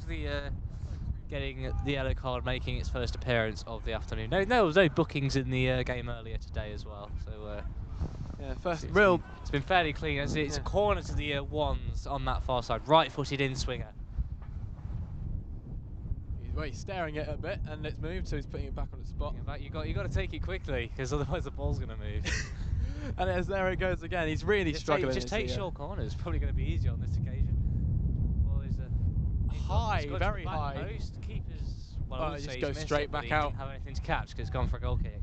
Yeah, just straight rolling onto the back of the goal and away, because the wind. The higher you get the ball, the more likely is the wind's going to take it. So you've got to hit it hard and low if you're going to make anything of a dead ball situation in these conditions. Exactly that. It's hard to control with the wind.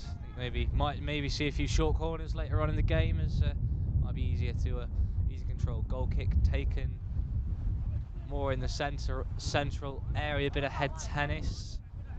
It's the Twos who win the flick on, but the ones will pick up. away with the ball. Number 21 gets there. Referee plays on into a ball into a central area. It's going to be cleared away. Game not really settled down. Neither side's really got on the ball and played some good stuff so far. Number 9 will keep it in on that left hand side. He's had a decent game so far. He's come away with possession here again. Switches it up now into the right hand side. The flick on. Even the right back had made the overlap, but wasn't found. No. Goes to the keeper. I don't think that the 21 quite knew the right back was there, to be honest. Yeah. That flick was a lot more like a hopeful headed shot than it was a flick onto a running on teammate. Yeah, no, absolutely. It's a goal kick. Free kick from the goalkeeper taken right again. It is won by a James 2's player, but the James 1s do get it clear down that left hand side again.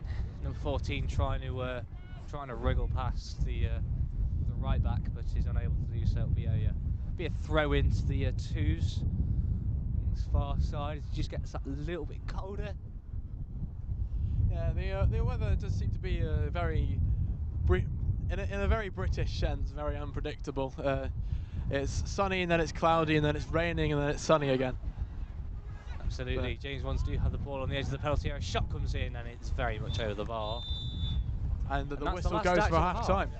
And that is the last act of the half, which is very a fairly forgettable one. I think has to be said. James 1's nil, James 2's nil. No real chances for either side. James 1's had one where the ball fizzed across the box and a few shots from distance, but apart from that, it's been a fairly even game, fairly scrappy. No side really has. James 1's probably had more territory without creating too much. Alex, how would you sum up that half? I think we'll find out how we sum up the half from Tom and Hannah over on the pitch side in just a couple minutes. Let's see what they've made of the game. And it is now half time on the finals for James 1's and the James 2's team. It's been a very exciting match. The wind is very strong and it is getting colder, but we are enjoying it here. There's lots of support out here too, lots of shouts. What are you thinking of the game so far, Tom? Well, to be honest, I think it's been a really, really close game, and honestly, a step up in class in what we've seen so far. I think a step up in class especially has been seen in the goalkeepers. The first goalkeeper has been tremendous, on form. I mean, there was a corner that came in and he leapt like a cat, like a salmon at the ball. I was quite impressed with that. I think a notable player perhaps was number 10 for the firsts, having a shot that just skimmed the top of the crossbar. I think that's probably the closest they've been so far. Yeah, I know. When that happened, there was a lot of oohs coming from the crowds, everything. Everyone was very on edge, thinking maybe this could be the first goal of the game, but it wasn't. And it's quite an even game. The teams seem very even in their skills. So it's going to be an interesting second half to see if there's going to be any goals or if we're going to go back to penalties. I honestly have a feeling that it could be penalties again here deciding it today. And it's a cup final. We know finals happen like this. It's a cagey affair. No one can really suss out what's going to go on. So if I dare to make an assumption, it's going to go to penalties. Well, we'll just have to see, we'll have to find out, and you have to stay tuned so that you can find out too. But what I'm loving is the spirit here on the pitch. As you can see, there are a lot of people, they're all taking breaks and all talking to their teammates at the moment, but the competitive spirit is so high, and lots of cheers from the crowds. What would you say if you were out there supporting one of the teams? How would you think this game's going? Well, I think if I was in one of the team huddles right now, I'd be looking at the opposing man from the other team and I'd be thinking, you know what, I know them. I live in James with them. I know their weaknesses, what worries them. Exactly. I'd be trying to get in their head right now, because mental games is what you need to win these kind of things. And at the end of the day, you've made a very good point. It's James College. A lot of them do live next door to each other. Exactly. I reckon last night there was a little bit of, sort of knocking on doors, playing loud music. That kind of thing really gets to players. So I reckon to try and keep them up at night. Perhaps some foul play has been going on here. I wouldn't be surprised. So we'll see. No, 100%. But right now, the players are taking a bit of a break for the half-time, kicking the ball around by the goals, and they're getting other players involved. I know yesterday there was a lot of people visiting previous players from like previous years, students that had already graduated, and I think the same is to be said today. There's a lot of families here, lots of parents supporting, along with lots of people from previous years, previous graduates coming to support this very important and historic match. Well, I think if you're an alumni of James College, you're going to come down for this match, especially as it's a final between two teams from your college. If you're going to come to something as an alumni, you come to this for sure. Yeah, absolutely. But I think one thing everyone is hoping for right now is that the wind slows down a bit. I was hearing talks from the tech people here that actually, if the rain does come, they're going to start covering things with clothes. So I think there's a little bit of nerves, not for the game, but for the tech on the side, the very valuable tech that we've got here, just keeping this show up and running. But yeah, I think a very interesting point that was mentioned by Alex Towles and Joe Hurst, who are the commentators, was that every time they went to kick the ball offside, the wind took it, and they have to keep the ball low if they want to have control of it, because it is so windy. And to be honest with you, I think there could have been potentially 1 or 2 points scored if it wasn't for the wind. Well, this is the thing. I mean, we did see a free kick for the first team, and you can just see how windy it is, because as the ball was left on the spot to take the kick, it just started rolling away. Obviously, you can't hit the ball then, so perhaps adding to a bit more nerves, making people wait a bit more, less predictable football. So, really interesting here to see how the weather's having a sort of a role to play on the players. Absolutely, but it is the second half coming up soon, so make sure you stay tuned on YSTV live on YouTube so you can keep watching all the fun things that are happening. We're also streaming live on URY 88.3 FM, 1350 AM and ury.org.uk if you want to listen in too. We're on all streaming platforms here, and it's great to have all this spirit here. What are you looking forward to most about the second half? Well, I'm looking forward to a player stepping up, to be honest. I think there hasn't been a noteworthy performance just because of the quality's been so high. So I'm looking for one player to step up and be that person who makes the difference. Well, as Carlos, I think his name was, the referee at the start said number 11, I think it was, he said look out for. So I'm definitely going to be keeping an eye on him in the second game, seeing if he will maybe be the star player of this game. But do you have any bets on who you think the star player will be so far? Well, I've seen the number 10 for the first step up a few times. Obviously, he's just so close on that attempt where it hit the bar. So if I had to put money on it, which I'm not going to, as we are on TV, I would say number 10 for the first. Number 10. I think he's been pretty dominant up front, so I would expect that to happen. Absolutely. Well, it does seem that the players are getting back to their positions now, and the game will be starting back up again. Time for the second half.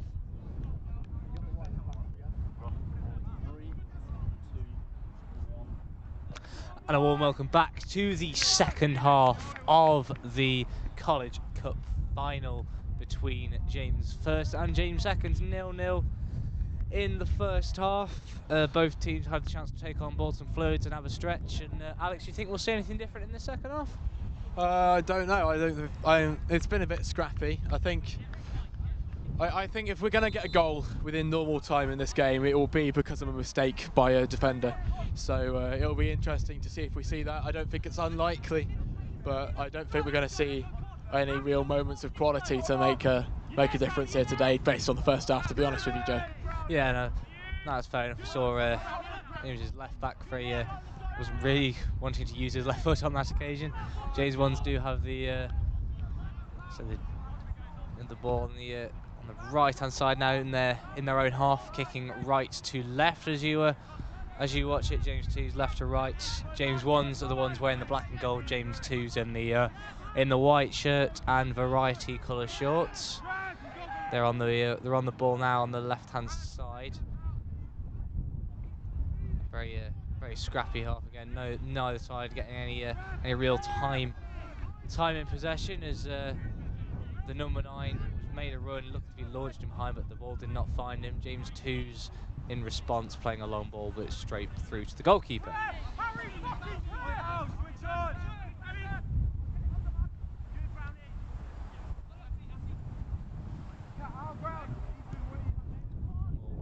Played along the floor out to the right hand side towards James's number 21. He was tackled. It will be a throw. You mentioned it earlier in the first half. Seems like quite a tight pitch, and you've seen neither side's really had much time on the ball. They've both played fairly narrow so far. That probably has contributed to the scrapidity. Is that even a word of this game so far? Probably contributed to the fact that both games, well, we haven't seen a goal in normal time so far today in either side that we've covered, either game that we've covered. Apologies. So try and come down the left-hand side, the James ones. Pressure on the keeper. James Two's looking to play out from the back, and there is a mistake there as it does go out for a throw. Yeah, I think if we're like pressing the back line as James ones were doing there is a good way to try and generate some chances in this game. Yeah, Alcuin were their press in the first half of the Langwith game was very good. Unfortunately, they did for them. They didn't take any chances, but their press was good and made Langwith kick long a few times. Throw in taken into the mixer. It is cleared away only as far as Atwood on the edge of the box. Shot comes in, it's blocked. Can James Two's get it away? Yes, they can, and they are coming away down this left-hand side. But right-footed ball to no avail, and the ones will get it back comfortably all the way back to the goalkeeper who takes it along.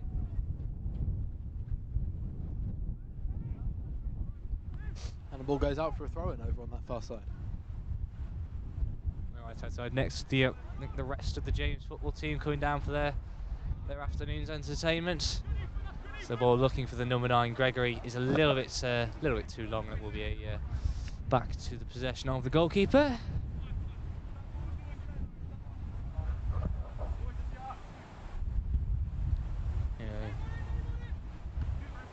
Kicks it along. It's back in possession of the black shirts. James ones, number 21, trying to hold the ball. Does give it away there. It's very congested midfield. It will be a throw-in on the on this right-hand side. Still no real opening so far in this second half.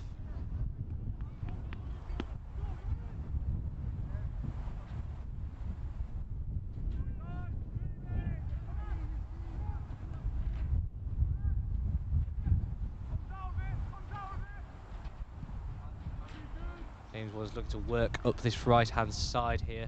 Trying to play the ball back inside. Number 10 on it now in the centre circle. Lots of space here, and that's a great ball if the number 9 can make anything of it. Well defended though by the James back line. That was 3 against 1, but it was a very, very good ball. Just unfortunate, unable to make anything of it. Yeah, it was the right idea. The switch from right to left was a good idea as the number 6 goes in with a slide tackle. He doesn't come out the better of it. The twos do have possession. Looking to build down this left-hand side. He's nearly got in. Good tackle from the number 19. Trying to swing in across. Not able to do much about it though.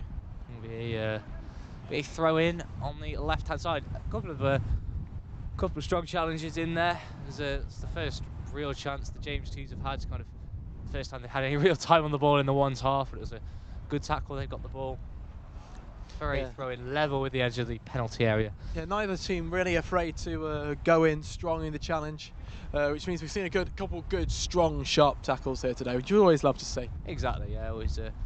So I have to say, I think we interviewed, Langwith's number 5 in the game earlier today in the post-match celebrations. He did put in some excellent tackles in that game to kind of help keep the score at 0-0. James one's looking to bring it forward. Number 9 has dropped deep again. Good drag back and outward to a number 6 on this left-hand side. A nice ball. It's a nice reverse pass. Ball into the box. Big chance, get on it. Cleared away. Nobody was gambling. And now there's space here if the Twos winger can run down it, but he can't. Unable to keep the ball in, the no one's man there. But that was a really nice little bit of combination play. Some real quality we saw there from the ones coming down this their left-hand side. Unfortunately, nobody in the box able to make anything of it. Yeah, it was a really good reverse pass, wasn't it? Oh yeah, really nice overlap, but couldn't make anything of it. So no one gambling in that around that penalty spot region. Where you want to be for the number 9. We've talked a lot about the number 9 for James ones today, so now he's been pretty good in the build-up, but he needs to be getting on the end of chances as well. And that's always hard, isn't it, when you do drop in? It's that balance, isn't it, that you got to get on the ball, you release your co-forward players. And to be fair, in his defence, he seems to be playing on the left wing at the minute, so I can't think we can be too judgmental of him for not being in the box on that particular occasion. As he comes down the left wing now. Does well to have the ball here and a little bit of time, a little bit of space. Can he make something of it? So elects to play backwards. Ball over on that right-hand side now for James. good spell of pressure for them, James Ones. Number 2s will be wondering what they can do to make anything more of it, though their defensive shape at the moment seems to be stopping the Ones from advancing very far. Yeah, and very big compacts, pushing somebody into midfield now, trying to limit the time the Ones have in possession, and it has been successful. They clear the ball back, but only back to number 5 of James Ones. He plays it into number 11 on the centre spot, looking to bring the ball forward. A bit more time on the ball in this second half, as Twos maybe are tiring a little bit. Oh, nice ball, and it's not dealt with well by the right back for James Twos, but fortunately centre back's there for cover for him. The James Ones number 11 seems to be getting a lot of space in the middle of the park. James Twos perhaps deciding that cutting off the pass is more important to them than stopping the man, and leaving the James Ones midfield players with a little bit more time than they were getting in that first half. Yeah, exactly. As you see here, the number 9 with loads of space in the middle. Yeah, it looks like they are sitting in now. Seems like they're the lad in the can't tell what the writing is on the back, but they have got one player who's I think he's the lad in the Benfica shirt. I think he's shot comes in, it's blocked. Big hit there, right against the head of the right back for James Twos there. Hopefully he's all right. Yeah, it's going to be a bit nasty, but I think they are, when in defensive positions, he's playing in midfield, but he's sometimes dropping in to make a back 5, and sometimes going into midfield. But I think it's a bit interesting to see how they do it tactically, the Twos. It looks like it's been mainly a game of attack against defence so far in this second half. The left back for James Ones has definitely been given the licence to push forward a lot more. We've seen him making those runs in behind as James Ones either in sort of maybe a back 3 or even a back 2 when they're on the front foot here. Yeah, quite a fluid formation from the James Ones, to be honest. Number 6 seeming to push up into attack, and we've seen the number 10 drop off, even though they seem to have swapped places from where they were earlier in the half when the number 10 was up front.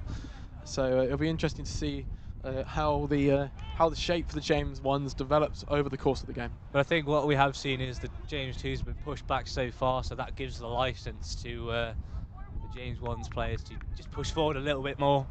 Give it, like I say, they're getting a lot more time in the midfield than they got in the first half, which was very scrappy. I've seen the Ones try and actually play a bit of football, but as the Twos still hanging in there, and they haven't conceded any clear-cut chances yet. No, they have not. And the number 2s will be hoping just to make anything of something off the break here, as they have the ball over on their left-hand side, far side of the pitch, as we're watching it. But the ball comes back to their goalkeeper, but it goes straight out again from him with the edge of the wind.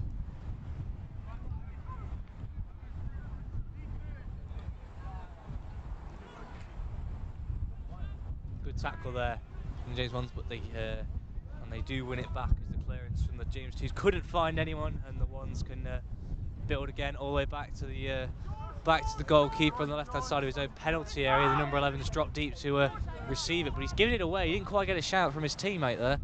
And a nice little flick there from the striker. Very static player there, but James Twos shot comes in, blocked. Corner kick. Yeah, that was the opportunity you were speaking about a few minutes ago. A quick mistake from the James Ones, a lack of communication, and it was a good flick from the striker for James Twos to get into a good position, but it was well blocked. He was pretty languid there on the edge of the box there. Just a little flick, a little bit of walking, but then he pounced into action. Yeah. Got the shot away, which was well blocked by the James Ones defender. And here is he's been taking the corner kick.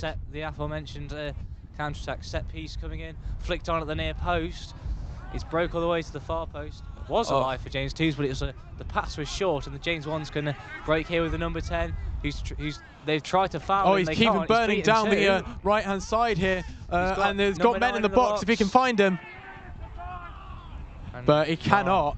Very well defended by the centre-back there for James Twos, and he's very happy with himself. Exactly. He's really celebrating that. Real American football celebration there for a tackle, but the James number 1, James number 10 will be really disappointed with himself. He did the hard work, didn't he? It was a very good run. He beat 2 players who tried to foul him. Yeah, he ran a good 50-60 yards there, all by himself. Maybe got tired, ran out of steam. Yeah, ran his way off the pitch. As the James one's making a making a substitution number 14 here. going off. Yes, and a new man coming on to number 7, coming on to take place on the left wing here. Number 9 going back up front. And yeah, number 7 coming on this left-hand side. 9 challenging for the ball, loses out. James 2's, can they build it forward? Looking for the flick on. They do win the free kick, and they will send a few of their taller players up.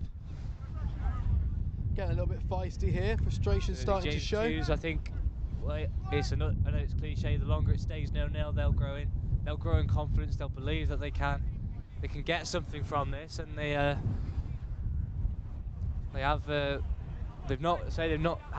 despite not really having too much of the ball, they've not conceded that many chances, and they've got an opportunity to create a chance of their own here with this free kick, which is into the box. It is cleared away though.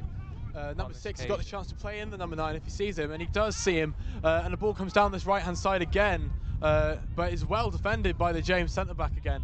He's done really well to shield the number 9 off the ball, and he'll be happy with that. He did really well there. Looked like the number 9 just got past him, but he stood his ground well. He did good, and the 2's can break here. And look to big look to hit clear the up, ball. dealt with well by the right back for James 1's, but there's time and space on this right-hand side for the James 2's. Fired in towards the middle, miscontrolled, but James 2 still had the ball. Still the ball, looking to play it into the channel. It's snuffed out well by the number 9 team for James 1's, as they will get the ball out onto this right-hand side, or look to build again.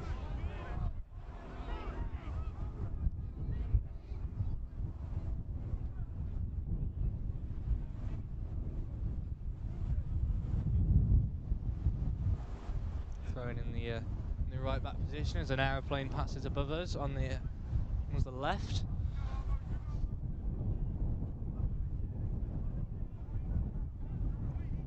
Back to a bit more of a scrappy game. The ball played forward to nobody there, and the goalkeeper will take it easily. From the James 2's man there, but ball's hoisted forward by the goalkeeper for James 1's, collected in midfield, and then instantly given away again. That's the kind of football we've been seeing all game, to be honest. Exactly, yeah, not been the best quality game. Nobody didn't play that to anybody again. James 1's number 7 looking to get the ball. It's won it. There's a lack of communication really, and the 2's can pounce on that to the right-hand side. Looking to put the ball in a dangerous area, but it's hacked away. Yeah, 2's man got his head up well there, but he wasn't able to match the vision with the pass. Through ball in, as looking James for that channel. Under pressure here is the James player. Challenge comes in strong. James 1's win the ball back, moving into the final third. 10 with the shots. It's blocked. It will be a throw-in on that side. That was the real chance. Really, they won the ball back. They had the overload. They had the man over, but James 2's did recover well, and it's just a throw-in on the right-hand side, which will be taken level with the 6-yard box, right by the corner flag there. Where number 10 drops into an area to receive it on that right-hand side. What can he do with it? He might be looking to win a corner here. And he has one throw-in. James 1's looking to get the opening goal of this game, the opening goal of our coverage. Really, we'd like to see one for the highlights package. Would be nice. It's cleared away. Number 11 wins the header. Number 6 plays it out to the right, but a little bit too much on it. It'll be a throw to James 2's. Will be in no rush to take it. 14 minutes to go, says the referee. We're into the final real stages of this fixture, this College Cup final. Always a highlight of the college sport calendar here in the University of York. Yeah, James 1's against James 2's in the final of this one. James 1's have been on top if you're only just joining us, but especially in the second half if they've been on top. But James 2's have held steadfast so far. for a 0-0 scoreline with just under 14 minutes to play now. It'll be interesting to see if we do see a late goal, and if we do see a goal in this one, it will surely be a winner, because it's been a very tight, scrappy affair. Not many big chances for either side. Not at all, as the James Wands will be looking to change that now, though. Out to the number 7 on this left-hand side. Can he get across? And he can. Keeper's missed it. It's cleared away, though. Number 74 for James on this left-hand side. Plays out to the number 7, who has managed to fend off the James 2's man. Kept possession, but his cross isn't the best, and it's going to be cleared away. And number 74 plays it into number 11 in the centre of the pitch. James Wands will look to spread the play. Ball into the box, looking for the number 9. Chests it down. It's cleared away by the 2s, who snuff it out again.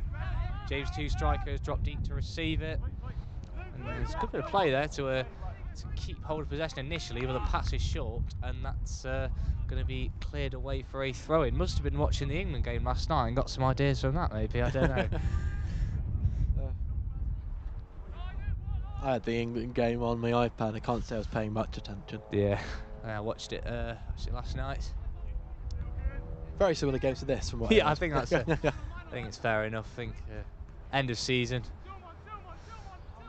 As James Wands looking to build down that right-hand side again. It's been fruitful for them a couple of times, and they've got the space with the man here. Worked their way into the box. Chance for the number 9. Can they get the shot away? No, they cannot.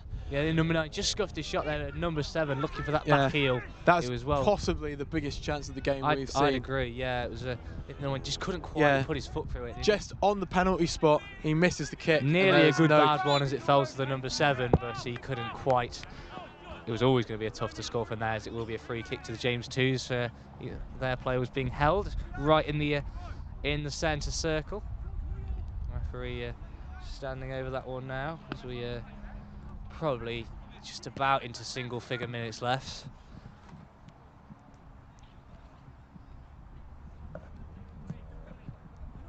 This you feel will be the way in for James 2s. Will be from a set piece. You alluded to it at the start of the second half. The wind's died down now, so it might be a little bit easier for them to make something of it, and for the defenders to deal with the ball in, as that ball's fired in and dealt with well by the goalkeeper, and the James Wands can build down this right-hand side now. Yeah, a little bit too much on that free kick. But James Wands, could they be in here? Number 9 battling with the, I think it was actually the striker for James 2s, who was getting back and being the last man defending there, putting a real shift in for his team. And it goes through to the keeper for James 2s, who plays that long kick again, snuffed out by the 11 for James Wands, who gets it into the number 10, turns, plays the right foot outside of the boot, looking for the number 7, can't quite find him. James 2s will build again.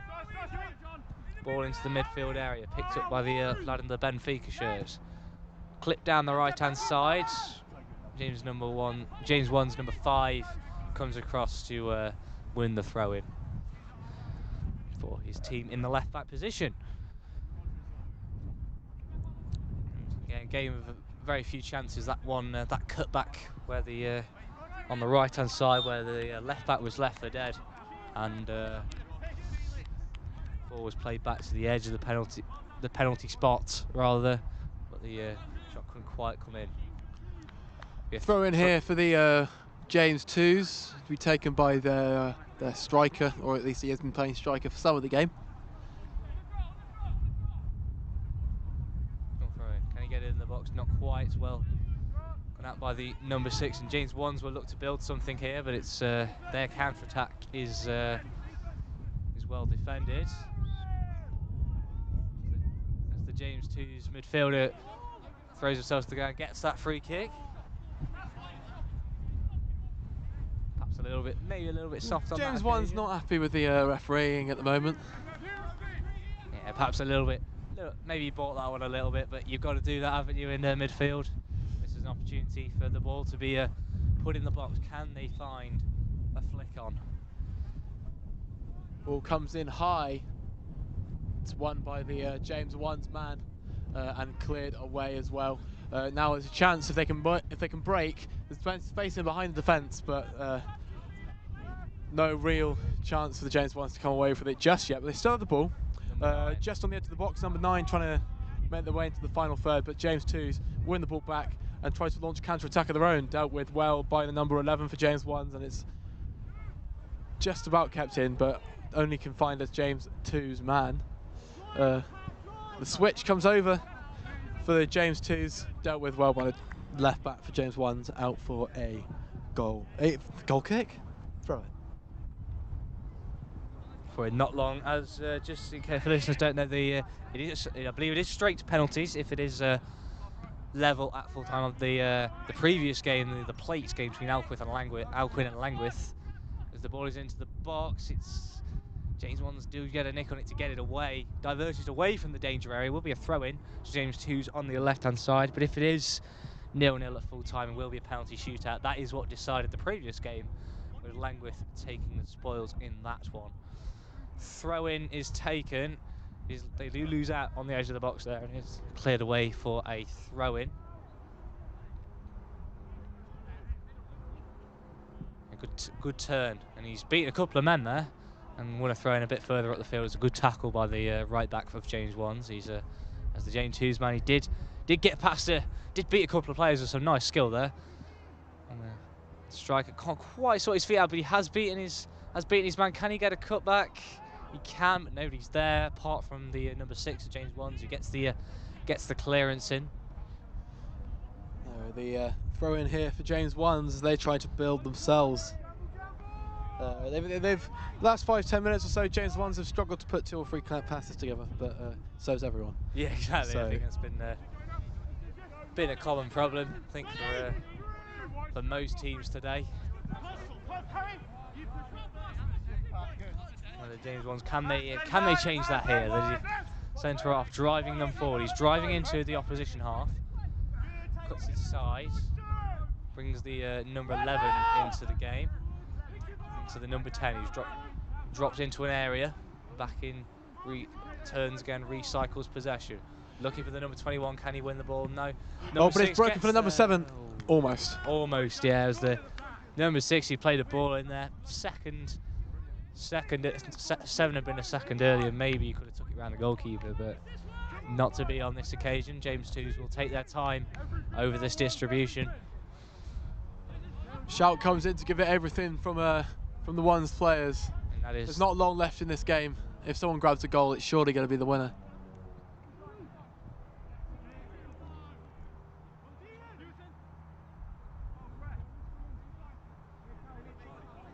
They're battling on that far side. Will be a throw in the direction of the 1s. Number 9 can turn, drive towards the edge of the penalty area. Needs some support, plays it out to the plenty of space here for the left back. Into a central area. Number 10, will he shoot? Will he pass? He's trying to drive. Trying to make his way through the players, but there's too many James 2's players for him to make his way through. Perhaps the wrong decision there. Perhaps he might to make a pass a little bit earlier. I thought the shot was on there. Just from the edge of the box, perhaps, but it was well defended again from James 2s. They have defended well today. Cross comes in. Is it going to be cleared away? It is. Lofted high and wide by the centre back for the James 2s, but it's cleared away properly now. Back to the James 1 centre backs, and they'll be looking to pile on the pressure once again. Ball fired through the lines to the number 9, and he carries this ball down the left-hand side. Can he get into the box?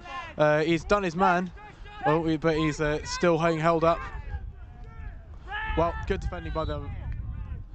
Well defended by the right back. Number 9 there showing his frustration because the referee has given a foul against him for a little shove in the back. Always frustrating to give a free kick away in that position. The defender's not really going anywhere, and any touch he's going to go down, isn't he? So I think it's good defending again from the 2s. They feel like the finish line of penalties is nearly there, and at that stage it is anybody's game. Ball play forward from the good goal kick, but it's defended well. It's gone all the way over to that far side touchline, kept in by the James 1s, but not really able to make anything of it, and the ball's going to run out for a goal kick. Goal kick, yeah, again, bit more frustration for the 1s. I think the 2s will be very very happy with this. And we saw in the last game, the Alcuin-Langwith game, that Langwith perhaps were on the back foot in normal time, but they were probably the happier of the two sides to have it take the penalties, and perhaps they took that momentum, and the frustration of the other side for not being able to wrap it up in normal time was perhaps that kind of correlated into the result we saw in the shootout. I think obviously Alcuin created a lot more chances in that game than James have done in this, but you don't know if it'll be a similar story or whether there will be a winner, because there is still time to go. Big header. Cleared away strongly by the James Twos. Of course, we've been talking a lot about trying to get a winner one of these sides, but both these sides will equally be frustrated to lose this game so late if they do. Yeah, absolutely. James Twos with the corner here on the left-hand side. Good defending by the number 19 again, who's I think he's pulled up after that slide tackle. It was a good one, because if he didn't make it, there was a chance for a one-on-one. Absolutely. It does seem that you might need a little bit of help there. Maybe the ones preparing another substitution, getting somebody ready to replace him. But he might be out. He might be all right. We'll see. The ref's currently having a chat with him just to see how he is. Indeed, we will see. So it will be the in-swinging corner from the right-hand side. As James Twos players make their way forward. They've been fairly small C conservative in terms of how many they've committed forward here.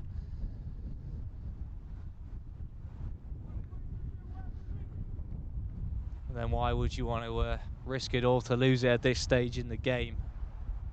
Absolutely. This is opportunity for James Twos, but maybe even an opportunity for James Ones as well. Strangely enough, if they can defend this, there'll be an opportunity for a counter-attack. Yeah, and we've seen them able to get in behind the James Twos back line a couple times so far today, but they've never really been able to make much of it. Maybe a snapshot, maybe pulling up with a couple men on the box. But they haven't really been able to get into the box, get a big shot away. But they'll have a chance again now with the number 9 able to run again at the centre back, but it's dealt with well by the defender. Yeah, so you thought there was an opportunity for the number 9 because they're newly on the pitch as a substitute. That was his first act. You wouldn't know if he'd be as kind of settled into the game, but he did deal with it well. A few subs for James Twos, the left winger with the man bunnies on as well. So they don't have numbers on the back, so we'll be doing our best. Throw in on the left-hand side. It's held up. Now the referee judges it to have gone out of play. It'll be a throw into the James Ones. Not long left now in this encounter in the College Cup final. It's the James derby here. Two sides obviously know each other well, and perhaps that's been the reason for this this rather forgettable game so far. But that obviously could change. Once the referee's blown up for something, I think it'll be another free kick to the James Twos. And a chance to launch it into the box. And the striker gives the signal. Apologies. Striker gives the signal to the centre back to not go forward here. Perhaps James Twos just trying to be a little bit safe as it's close to the end of the match. The referee blows a whistle, though. And I think the free kick is going to be retaken. The ref not happy with something he's seen in the box, clearly. Yes, no, absolutely. He is going to be... We're in their heads as a shout from the James Twos goalkeeper. I think that's probably perhaps fair to say. The free kick will be taken. It's attempt number 2 here to have the free kick. There's Jostin in the box. Ball in there. On top of the keeper. The flick on is there. Is it going to end in there? No, side netting. There's an acrobatic effort at the far post, just into the side netting. That was probably the closest James Twos have come. The goalkeeper taking a bit of a hit there. He did go for the ball, didn't quite collect it. There were bodies in his way, and he's going to take a moment here. James Twos definitely the happier of the two sides at the moment.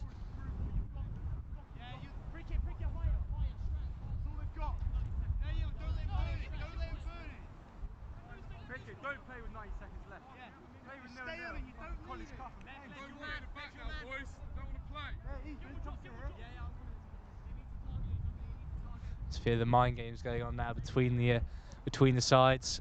Less than 2 minutes to go here. It's 0-0. I'd say James Twos probably the happier of the two sides that it is 0-0 based. Obviously, you'd expect James Ones to win this game. They would be the favourites, but the Twos have put up an admirable shift. They've been solid at the back. They've given nothing away. Both goalkeepers have not had too many serious tests so far. Yeah, I mean the biggest test for both keepers, I'd say, has been the wind. Yep. Dealing with lofted balls that are very unpredictable, being carried away by the breeze, and both keepers have dealt with them well, I think. And as the weather's died down a bit in this second half, we've seen a little bit less of that, I say, as the wind picks up. Absolutely, and both sets of players using the opportunity, using the break in play to engage in a few mind games. Yeah. Always what we like to see at this stage in the game. With penalties around the corner should neither side score in the dying embers. As the number 21 tries to bring the ball away. But the twos have a chance here. They got men over. Goes down, it's a clean tackle. The two still in possession here. They almost made their way into the box. It was well cut out. Like both defences, that's something they've done very well. Neither side's really been able to get into the opposition box. It's been a game of two pretty solid defences. As the we say that, and it's been a big mistake, and it's gone in. And it looks like the twos have won it. The goalkeeper came to collect the ball, and they couldn't. And there's dejection from the James ones, joy from the twos, as a big mistake there between the centre back and the goalkeeper allows the striker to sneak through and put them ahead. Well, you said it at the start of the game that you reckon that a goal would come from a mistake, and you were absolutely spot on. That's exactly what it was. They hung in there, that break in play. Maybe the ones lost their concentration a little bit, I don't know. But they just poked in there. The restart is on. And it looks like there's only going to be 1 minute of time remaining. Not long at all. What about that for drama? Last real kick in the teeth for the James ones. They'll be looking to break forward, make anything of these last moments, get themselves back in the penalty shootout. And that is time. And that's time. That's the game. A shock late victory for the James twos, winning the College Cup, Joe. Unbelievable stuff, really. I think we said, didn't we, the longer it stayed 0-0, the more that the underdogs, they grow in confidence. They gave nothing away at the back. Credit to them, really well organised. Didn't create too much going forward, neither side did, but they stayed concentrated. They concentrated all the way through. And yes, it was a mistake, but you've got to be on the money to take advantage of that. They didn't just sit back and take the 0-0. They committed forward when it mattered. They took their opportunity. And deserved winners, really, I think. Absolutely. They held on, they defended well, and when the mistake came from the centre-back, when it was very, very late mistake, they will be heartbroken, the James ones. They were able to capitalise on it. Unbelievable. Yeah, but incredible game, incredible scenes. We'll be going back to Tom and Hannah in the studio in just a moment. But in the meantime, Joe, what did you make of that late chance? We haven't really talked much about the goal. Just a little flick over the keeper as the little bit of missed communication led to the goal. What do you think? Well, I think it's one of those, really. It's hard. They're hard to explain, really. Right at the end of the game, last ditch fashion. Maybe just a lapse in. There was a big break before of about 2 or 3 minutes. I just wonder if perhaps the concentration went in that moment. Perhaps people had penalties in their minds. They weren't really on the ball, as it were. Perhaps the keeper who couldn't quite get out to it was a little bit affected by that earlier knock that he'd taken. Possibly, yeah. That is also a good point. Perhaps they had their mind, one eye on that penalty shootout. Their mind was already there, and they weren't quite playing the ball. And credit to James Tuesday, because as we say, they were the team that were defending. That was their game plan. Fair enough. You're the underdogs. That's what you do. And but they did commit forward. They were there when that mistake happened, and fair play to them. They were the more switched on right at the death, and that is why they are going to be walking home with the College Cup and going to be presumably enjoying Sunday revs tonight. Absolutely, and it's been a wonderful game to watch. Even if it's been not the best technically, it was always entertaining. Tension was there. Tension was high, especially considering these are two sides from the same college. It was always going to have that little bit extra to it, and we saw that throughout the game. Really, really interesting watch. and we're going to hear from one of the players now. So that's it from us as a commentary team. Thanks very much for watching, very much for listening on University Radio York URY 1350 AM. Over to Hannah and Tom in the on-pitch side. Wow, what an incredible match that was. And now we are joined by the captain. Well done. You must be feeling very, very happy. Yeah, it's feels weird. I don't think we're going to be very liked in the club at the moment, but yeah, it's quite wonderful. Oh, why would you say that? It was incredible. We beat our ones, and all the sideline want the ones to win. So I guess the real question is now: are you the firsts? I would like to say so, but I don't want to. There's got to be a switch, isn't there? Don't want to cause too much of a stir, so we'll just accept the cup and go home. So would you say that was a surprise win? Was it predicted? How much? Surprise, big time, big surprise. We played them in the league last year and we lost, so yeah, shocked. It was a brilliant goal to finish it off, to be honest, coming right at the last minute. Were you nervous, or did you know that was going to happen? I wasn't saying nervous. I was kind of looking forward to pens, to be honest. I kind of accepted pens were coming up. We won our last round. We won our pens, so I was feeling like if we went to pens, would have done it. But to do it like that, it's just as sweet, to be honest. Confidence. Yeah, absolutely. And who was the player that scored the finishing goal? James Richardson. Yeah, pace little boy. Crap at football, but he can run fast, so we take it. Very nice. Would you say that he's the man of the match? Yeah, go on then. Might as well. And how are you going to be celebrating tonight? Revs. There you go. Sunday Night Revs, of course, is a classic. Want to catch them there, go down now. There might be a queue. Thank you so much. Well done. Brilliant, Do thank you. celebrate. Cheers. Well, what an amazing way to finish up today. Absolutely. We brought you a lot of games, and actually, that's probably the best way we could finish. Absolutely. I know. We were all expecting it to go to penalties, but they surprised us. They fooled us with one goal at last minute from the twos teams for James. So that meant that they won the game. I hope you guys have enjoyed it at home. We certainly have here on the pitch. It's been an absolutely wonderful time. Any last few comments you'd like to say? Well, just thanks for having us, really. It's been nice to be here today. Yeah, absolutely. Make sure you stay tuned on YSTV and all on social media, as we will be having lots more sporting coverage over this weekend. But this has been the Football Cup finals, and James 2 have won.